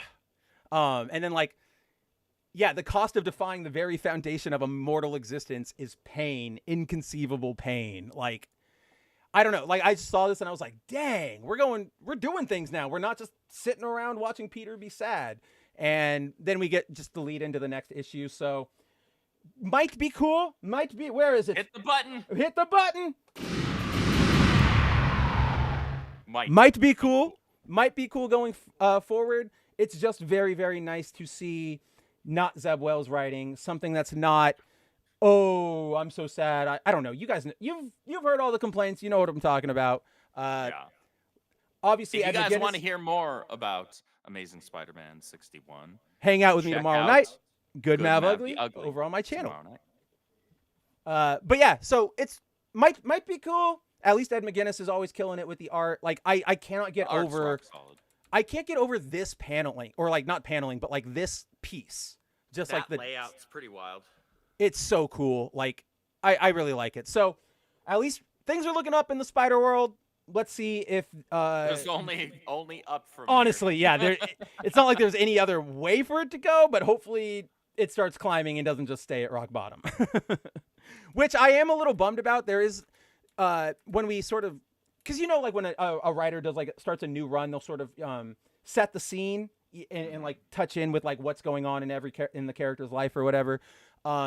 We get a lot more of the rehashing that this isn't necessarily Joe Kelly's fault. This is what he was left to work with off of Zeb Wells. Yeah. But you know, we have the Peter is a screw up. He can't get his jobs right. He can't get his dates right. He can't, help out his aunt right. And it's so tiring. It's like, how long are we leaving Peter here? And we have him dressed and looking like he's in his like early 20s. Yeah. It's bad. Like the Peter stuff is bad all around. I do feel bad that this is just Joe Kelly trying to play with the cards he was dealt. Yeah. But luckily I would say that the Zero-Tac stuff, since that's the focus, and the life stuff was like 2 pages, you can tell Joe does not want to deal with that. He's like, just no. It's like, oh no, I'm not interested in any of that. But yeah, so hopefully we're going to see a little bit better of Spider-Man quality. If you want to hear more, we'll break it down all tomorrow over on my channel. Most of you guys already watch it, so I'll probably see some of you over there. Can't wait. Yeah, but with that, I think, would you call this book probably the book of the week? It's my book of the week, even though it's such a strong week. This Absolute Batman just continues delivering. It's between this and Uncanny. It's that's hard for me to really call, but those are definitely the top 2. This book was really good this week. I think even though actually not a lot happened. Nothing happened. Like, really. Like, we maybe move like 3 feet forward, like plot wise, and it's great, but it's all there was just cool compelling character stuff. It's great character stuff. It's great setting building, world building, if you will. I'll admit, now that you said, like, because my tie was between Uncanny and Absolute as well, and as soon as you said it out loud, I was like, I think I'm suffering from recency bias, or not. I guess recency bias is probably the right word, because Absolute Batman's only like 2 issues in and still new, whereas Uncanny is like consistently amazing for these like last few issues where I'm like, I got to give it to Batman because it's new, but that's me being dumb. And yeah, it probably does tie between no, not it probably does. That's where I'm going to leave it. It is a tie between Uncanny and Absolute, like hands down. So we get more there's so much to unpack in this issue. Like we could literally go like page by page, but so we get more of a look into the shooting at the zoo, the mass shooting at the zoo that led to Bruce being having his dad taken away from him. I don't know if you noticed this, but like, so this page is obviously Bruce. If you guys remember, he got like his dad rushed all of the kids and Bruce into the bat exhibit to shield them from the shooter. If you notice here, there are bullet holes through the door, right? Yeah. And like those bullet holes are the ones that cracked the glass behind him and let the bats out. Yep. But that means like his dad's already dead there in that first panel. Like he got shot through already. And I'm like, this is just He's sad. toast. Like it's so sad. Like, good gosh. And then so then we come back to present day, and a lot of this issue is Alfred sort of observing more about Bruce, more intel collecting. Alfred's narrating basically this entire issue. Okay, so most of this issue. There are sections where he doesn't. There's like one or two little bits where he doesn't. But basically, Alfred he's the entire issue, he's sort of like in awe of Batman. He's like, I have special forces training. This is everything. He's kind of a fan. Yeah, he's like fanboying out about him to the point where he's even like, I'm starting to, give him a little help. Not directly, but I can, move my mission parameters around to give him like some intel or like an entrance or whatever. So, first off, Absolute Batman's action, I can't get over how, I love every time Batman suits up in this book. Like, he used his hook again. Like, I love the hook. Obviously, you guys all heard me fanboy about that in the first one. At one point, he gets pressed up against a tank, like a water tank, because they're at an aquarium, and he shoots out spikes like from his back, and it breaks the glass and allows him to escape. And then we get like, okay, this next bit is insane. Like when I read savage. So he breaks open the aquarium. All of the party animal gang, the Black Masks gang, is like sort of standing around. They yell at him like, "Ha ha! You got us wet. What are you gonna do?" Now, when I read this, Andrew, I was like, okay, obviously Batman's gonna have a plan, but he's probably not gonna like electroshock everybody, because maybe he'll kill people. Maybe he'll like torch the fish or something. He doesn't want to do that. So I was like, I wonder what he's gonna do. For those of you who probably read a little bit ahead while I was setting that up, Bruce drops a tablet of hydrochloric acid into the water and just melts everybody's feet. Like, this one dude here is like, my toes are gone. Like, I literally read this, said, oh my God, and ran over to Andrew and was like, did you read Absolute Batman? And like, I didn't even finish the issue. I was like, did you read it? And I had just finished it like an hour prior. And I was just like, Andrew, like, this is what the hell is happening? Like, this is peak. We're here. So then I laughed at this little bit. So Alfred is obviously tracking Batman, trying to get more intel, trying to find out his safe houses and stuff.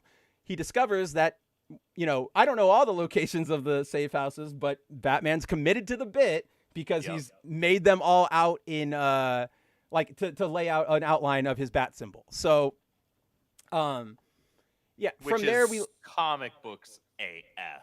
Oh yeah, I'm here for it. We do get Batman AF right here. So literally. I do feel like this might be taking the Bat God concept a little like too seriously or too far, but I'm sort of like very here for it because every time it happens. Snyder's the same guy that wrote Dark Knight's Metal. Oh yeah, that's true. Okay, so so Bat God literally is in play here. So this is the same dude.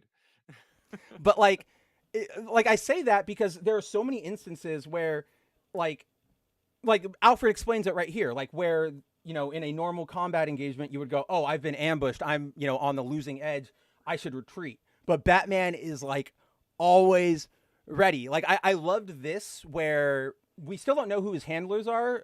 I think both of us think it's going to be somebody Court of Owls related, but Alfred's handler basically says like, no more helping Batman. So he goes, crap, I got to stop helping Batman. Now they're going to find out all of his like caves and stuff.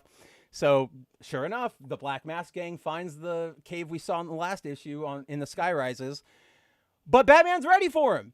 Batman and he just like burns the place. I torches the place. I can't get over it. Like this Batman, you know, like a lot of times when people go like, I want my Batman to be more mature or whatever, they're always like, oh, I want him to kill and break and snap bones. And it's like, they always want it for like wanton violence, just violent to be like violent for the sake of it. This feels like realistic violence, or like not realistic, obviously, because this wouldn't happen, but more like grounded, I think. Like you would understand if Batman knew he was at war with a giant, you know, criminal syndicate and he was just a dude, he would probably take like explosive measures like this or something. So, and I don't know, like I really like it. It's just right here, like he says, Batman AF, right out of the words of Alfred, like right out of Alfred's mouth. So then we get an update on Gordon, who was shot during the Party Animals raid on Gotham City Hall last issue. Nothing really happens here. Harvey Bullock, that's Harvey Bullock, our absolute Harvey. He gets, we learn he doesn't like Batman. Him and Barbara get a call that, you know, the gang's about to strike again. So they leave when Bruce's mom shows up, and Bruce's mom sort of is just hanging out with Gordon. Nothing romantic, just clearly, you know, friends, colleagues, whatever, checking in on him. He recounts the day he found Bruce. I guess he was the one responding to the shooting. Found Bruce here completely covered in bats. Didn't even know he was there. Thought he was like a dead corpse until he screamed. And then we get this reflection from his mom that ever since his dad died, he's sort of been, you know, moody in his own head. Just sort of very standard exposition setup sort of stuff. Kind of, you know, necessary to do for story flow, even if we all could have assumed something like this. So then we get Batman. If you guys remember, he kind of grew up alongside the childhood versions of the Rogues Gallery we know today. Obviously, the black guy here. Interesting spin on it. Yeah, no, I really like this. I like that they all grew up together. I also like that, as we learn here, despite their sort of differing paths in life, they still, you know, find common ground to hang out. Like I really like that together to play cards. Right. And like, cause you see it here, you've got the black guy, that's Killer Croc, it's Waylon Jones, but then he's like, whoa, Bruce actually showed up to hang out. I got to take a picture. But then you've got big blonde, like gorgeous man, Harvey Dent, going like, oh, no pictures because I'm working for the mayor now. I'm in the PD. And then you've got like, who is that? Oswald Cobblepot. We got Cobblepot. Yeah. Penguin. And then, Riddler. So, and Penguin is clearly already sort of building his criminal enterprise, and Riddler is just sort of a little shit. Like, there's really no other way to describe him. Yeah, that's a good way to describe him. Yeah, right. Like, he's not necessarily evil or bad. He's a little shit. He's really annoying. But so they have this card game. Bruce pretty much attended to give over a Black Mask gang helmet to Eddie Nigma to let him sort of, he was probing for information on it. Oh, he was definitely probing for information. That's why I love this little exchange right here, because so Bruce sits down at the table. He's telling him like, yeah, I found this helmet. Very weird. Da da da da da. And he says, the gang, high tech, heavily armed. The party animals must be moving in on everyone's territory. Ozzy and Cobblepot takes that as like an insinuation. Like, what are you accusing me of? What the hell? Like, I'm a criminal, but I'm not that. And he goes like, hey, I was just saying if you're in or not. Like, it's a very like James Bond in control. Yeah, exactly. Like in as far as his hand. So it's very much like that James Bond. I'm in control. I'm doing one thing, but it clearly means the other. I don't know. It's like you said, he's probing, and it was really cool. Again, it's good character work. So then from here, so we start, what even are they uncovering here? I totally forget. He was going to be checking out. So on the TV earlier, we had seen Oh, that's right. Yeah. somebody who was going to be trying to, like, the incumbent for taking over mayorship of Gotham City is this Hill character, this Mayor Hill. Yeah, former Mayor Hill, because Gordon's the current mayor, so that's the former one, and Correct. now, yeah. And there are some, like, I guess, pending accusations of, like, corruption and all sorts of stuff with this former mayor. I found something super interesting, though. This isn't normally the type of stream where we talk about this. Go back, Hit me. or go forward a few pages to where we were, where we see the mayor's office. Zoom in on the mayor's advertising. Yeah, I noticed that too. Like, there's no question about what that is. Yeah. Right? No, there isn't. I found it super interesting that they actually were willing to suggest that this character is a villainous person or a corrupt individual. That's right? not something I would expect from mainstream entertainment with regards to something like this. With regards to representation, if you will, because they Yeah. always want to make them the best, set them up. I noticed this too. I'm not I'm not going to pretend, guys. Like this is too intentional. There's no way that this was accidental, especially like in our culture. Mhm. So It's not even a gradient there between the colors. It's just No. it's the hard lines right it's there. the hard lines in the same order. It's very clear what that is. Now, it's possible. Now, hear me out here. It's possible that this might be an issue of coloring. And so because it's supposed to be in the like glowy dark, that might be red, white, and blue, America Sure. style. But I'm with you there. Like that was my first initial reaction. And until we know, I'm going to, We can only speculate. Yeah. and I'm going to keep like an eyebrow. I'll be like, what are you doing over there? What are you doing over Yeah. there? Like, let me see your work. Show me. Okay. Yeah. I found that incredibly interesting. Like, I stopped on it for a second because I saw it. It's on the monitor. It's on those like things that look like they're license plates and whatnot. I'm like, huh.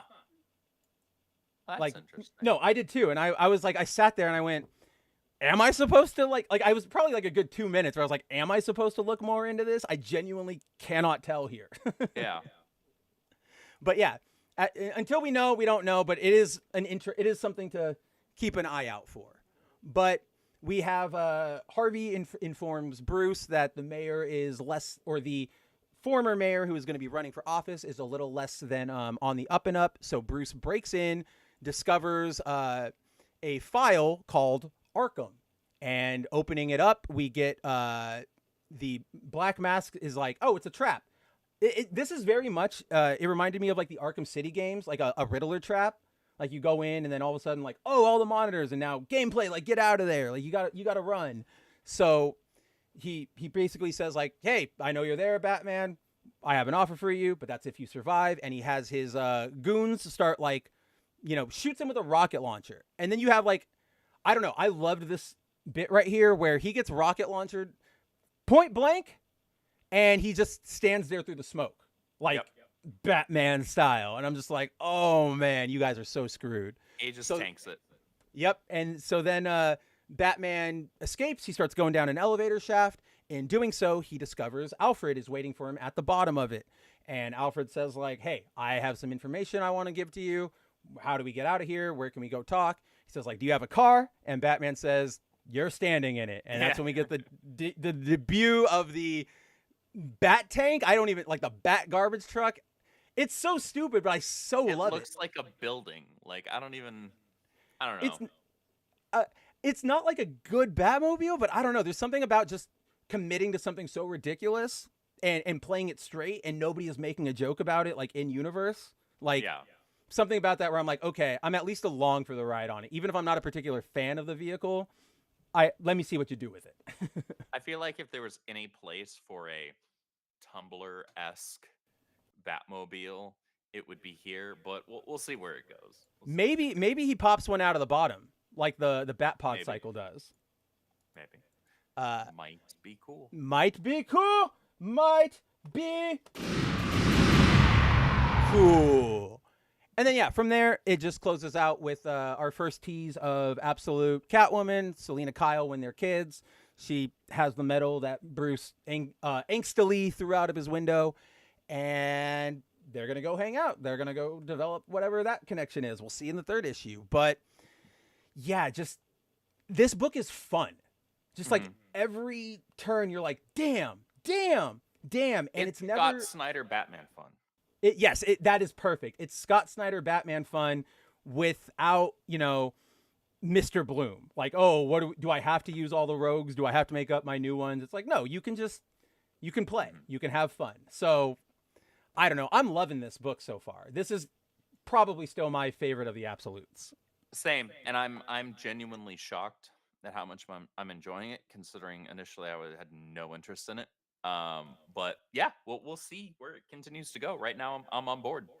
I don't think I'm as in as like Gail's, where I'm like, you gotta get it, like read Absolute, but I'm like, I'm in, like I'm having fun, I'm enjoying this ride, and yeah, like, who's it, Nick Dragotta? If you want me to like an issue, just keep putting in the hook.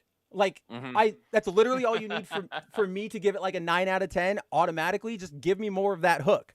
Like, look at. He just swings it into the dude, and he's like, we're done here. Like, I'm not even, like, I want it in a video game, Andrew. I want it so bad. But, yeah, I think that's all we have for Absolute Batman. Anything else you want to hit on this one?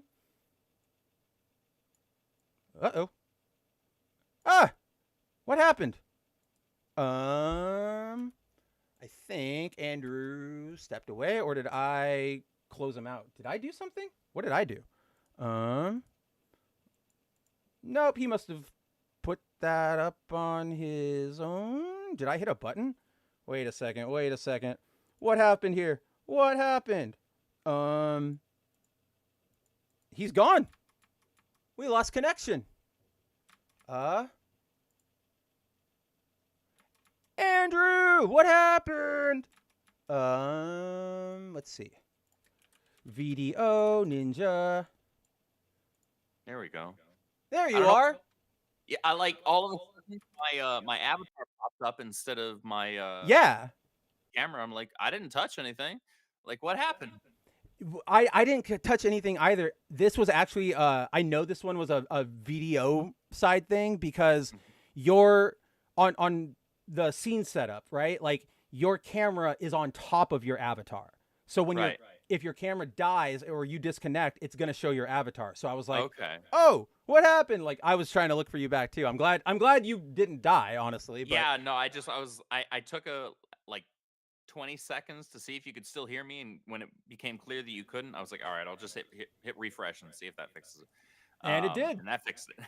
But yeah, I don't have anything else to say about this book other than like I'm enjoying it thoroughly so far, and that doesn't, premise-wise, it shocks me, but as far as like the creative team, it doesn't, because I genuinely love most of Scott Snyder's Batman run.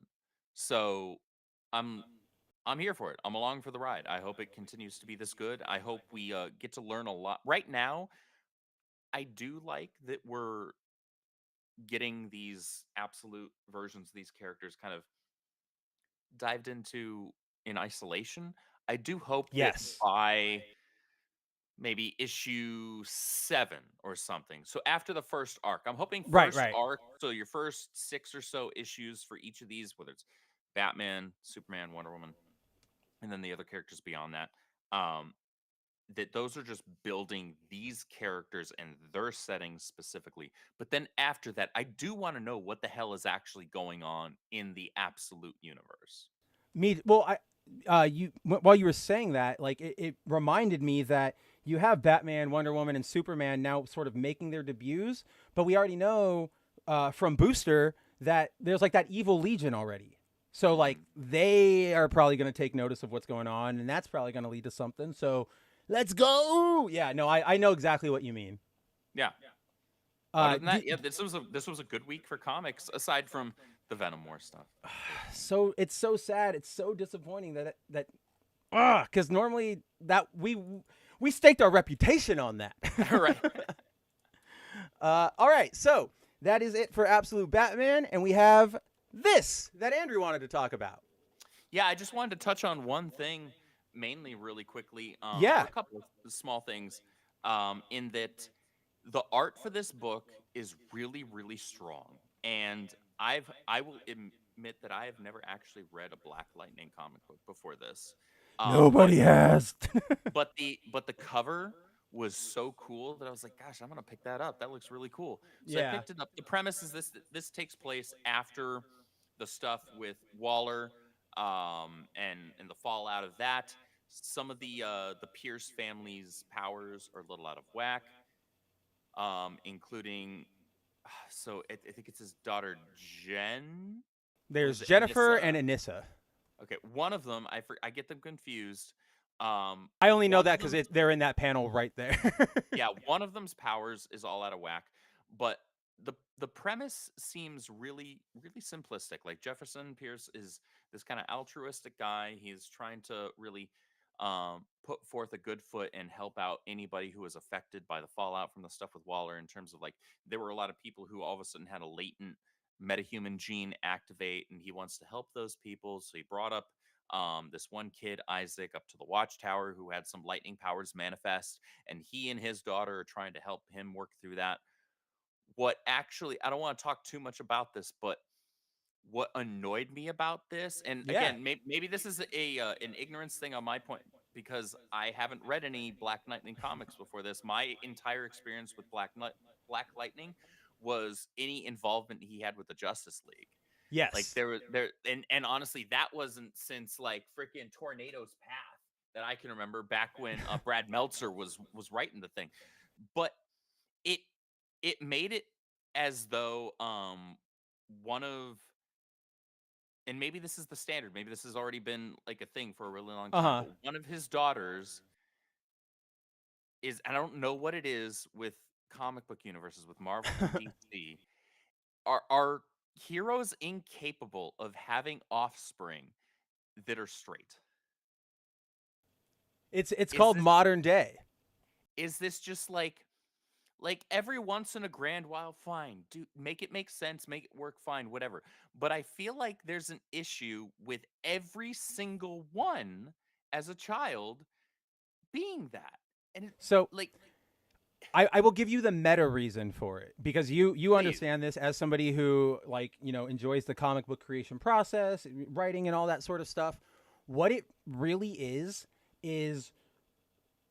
when you create a character, you go, all right, I want to make black guy who shoots fire. Like, okay, cool. But guess what? There are tons of characters that would fit that bill already. You're not discovering any Americas. So what do you do to make them unique? Oh, well, you used to, make them black, make them a woman, make them Asian, whatever.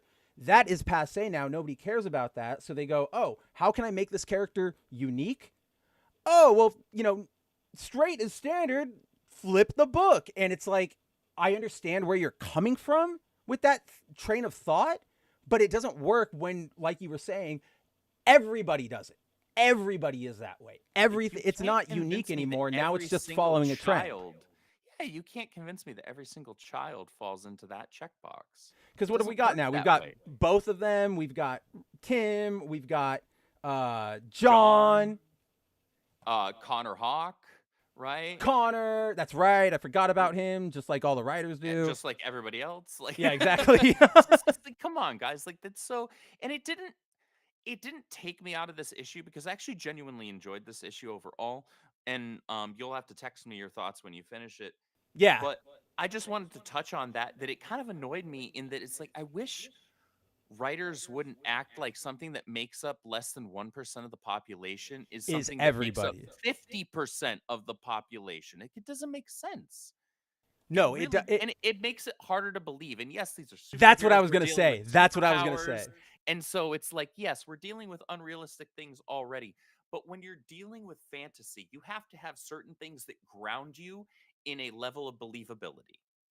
Especially if you're doing superhero comics like this, which are supposed to be, I forget, what is it? Like, I think Disney uses this phrase for the Marvel movies, but like the stories outside your door. Like, that's what that's what, DC, even with its fictional cities, and Marvel, like, they're supposed to be like, this is your world, but if it was more fantastical. So we still have to have that base grounding of things we can all understand and relate to. So it would be like if all of a sudden everybody in every book was eating like, okay, actually this is a great example because this is what really bothered me about the CW eventually is in like the Flash in throughout all the Arrowverse. Literally every time they're like, do you want to get food? Are you hungry? They go to fucking Big Belly Burger, which is like, okay, you made a fictional place.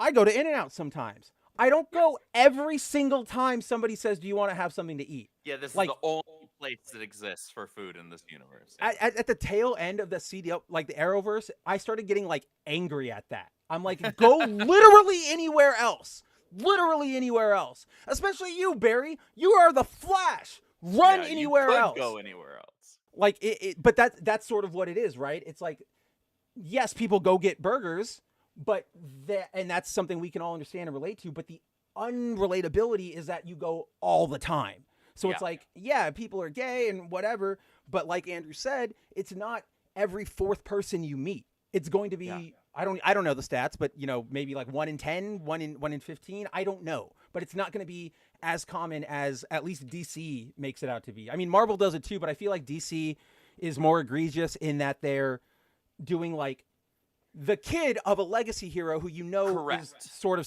being set up to be that next legacy hero, rather than just being that seems to be DC's shtick, where it's like it's their offspring or it's their latest sidekick or whatever. That's the big differentiating factor. And I wanted to bring that up. It didn't ruin the book for me. It was just kind of like, really, like that's kind of annoying. Can you? But it's guys, like stop. Right, like it's kind of like what we were looking at with Psylocke, right? Like, okay, stupid non-binary kid, I know what you're doing, Alyssa. Didn't ruin it for me, but like, I see you over there. Yeah. Yeah, exactly. It just, it didn't take me out of the book. It didn't ruin the book for me, but it was just like, really? Like, you cannot convince me that every single hero in this universe has a gay kid. Like, if they produce offspring, that offspring is gay. Like, Alan Scott got Obsidian, but that's old. I mean, I'm just being a butt. Right? It's just, I don't know. It was annoying. But I will say, other than that being annoying, the story for this book was really strong. It was interesting. I will pick up issue 2. The art for this issue was really cool. The art was fantastic. I was like, I love this. As long as this artist is still the artist for issue 2, I will pick up those issues. So yeah, I don't think I've seen him on anything before, but this guy, he's good. I really like him. Yeah, just from flipping through the book like this. I am getting my first run on Black Lightning, ladies and gentlemen, and I'm enjoying it so far. He cares so much about diversity and inclusion and representation. He's finally being a good ally. Right, I'm finally being an ally to the black people and buying Black. I'm gonna, you know what? Now I'm gonna write like a card to Eric and be like, "You'll be so proud. You defeated, you defeated racism. We defeated the racism, ladies and gentlemen." Yeah, that's all I've got to say. Ladies and gentlemen, we got it. We got him. We got him. Yeah, no, looks great. I definitely have to check that out. But yeah, no, I definitely know what you're saying, and it's something to raise an eyebrow at 100%.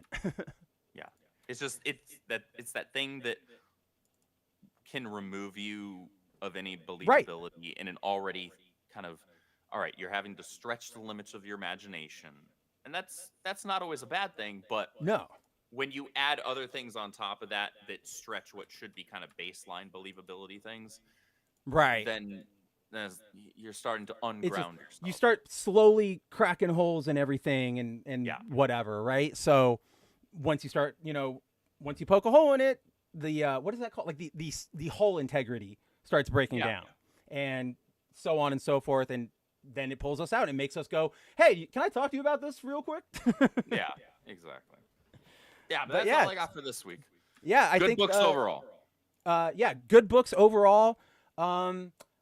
I think the only, because this is just like a really quick one, and it's a sort of like a, hey, that's neat. The new Power Rangers series started from Boom.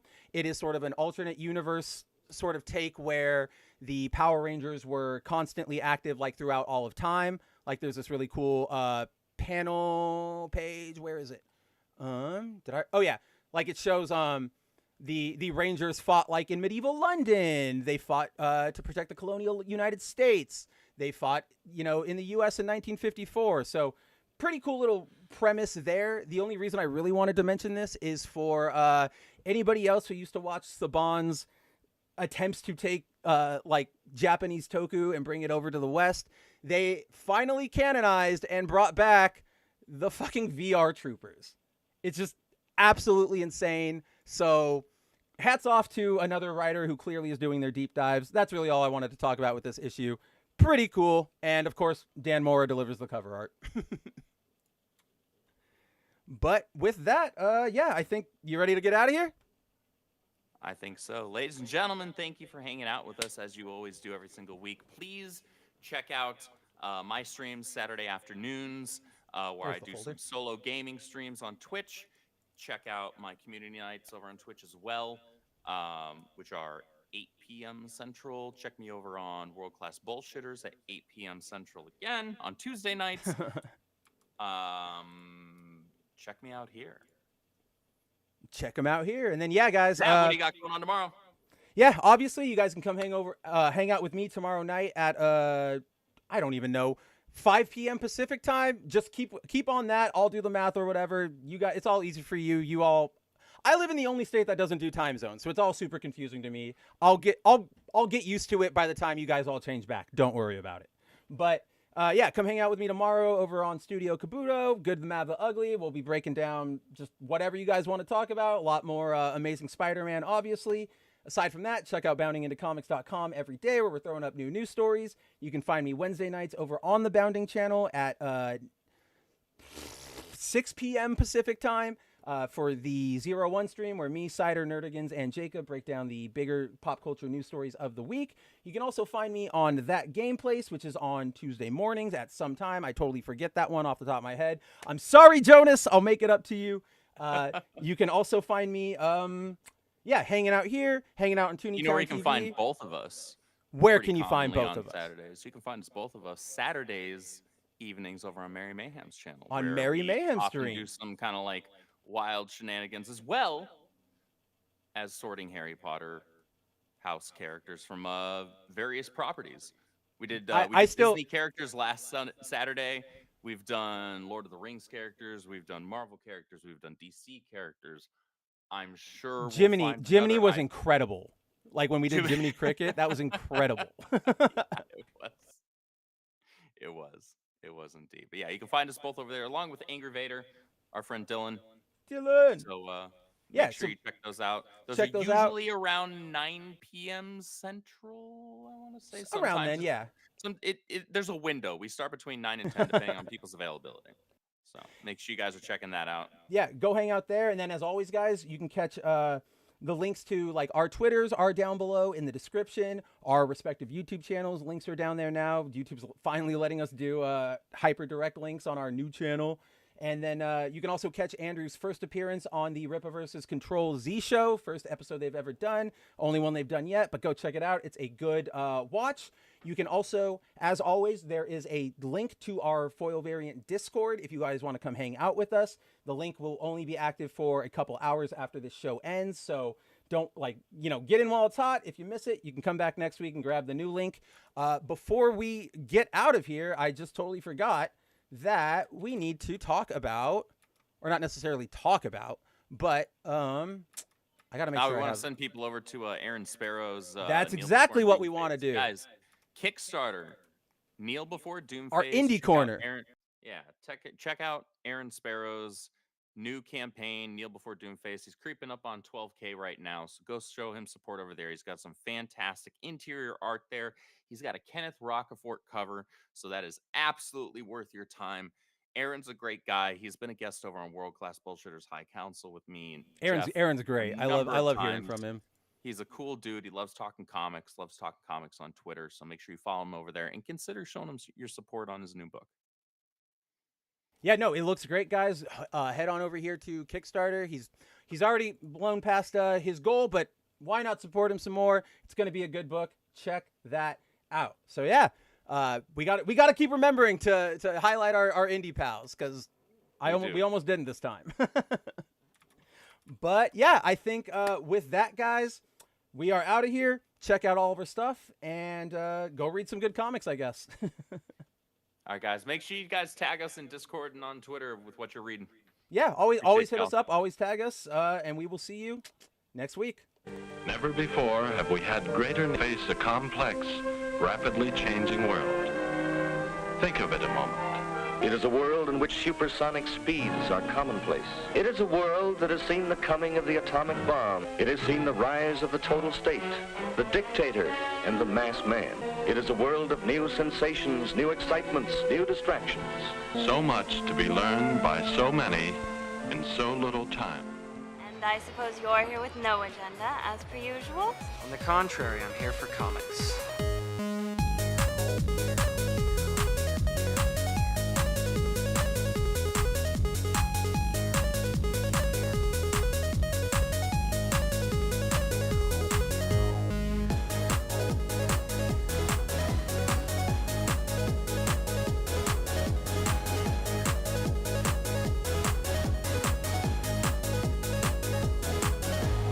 How's your comic book collection, Brody? Oh, it's going good, but I've been...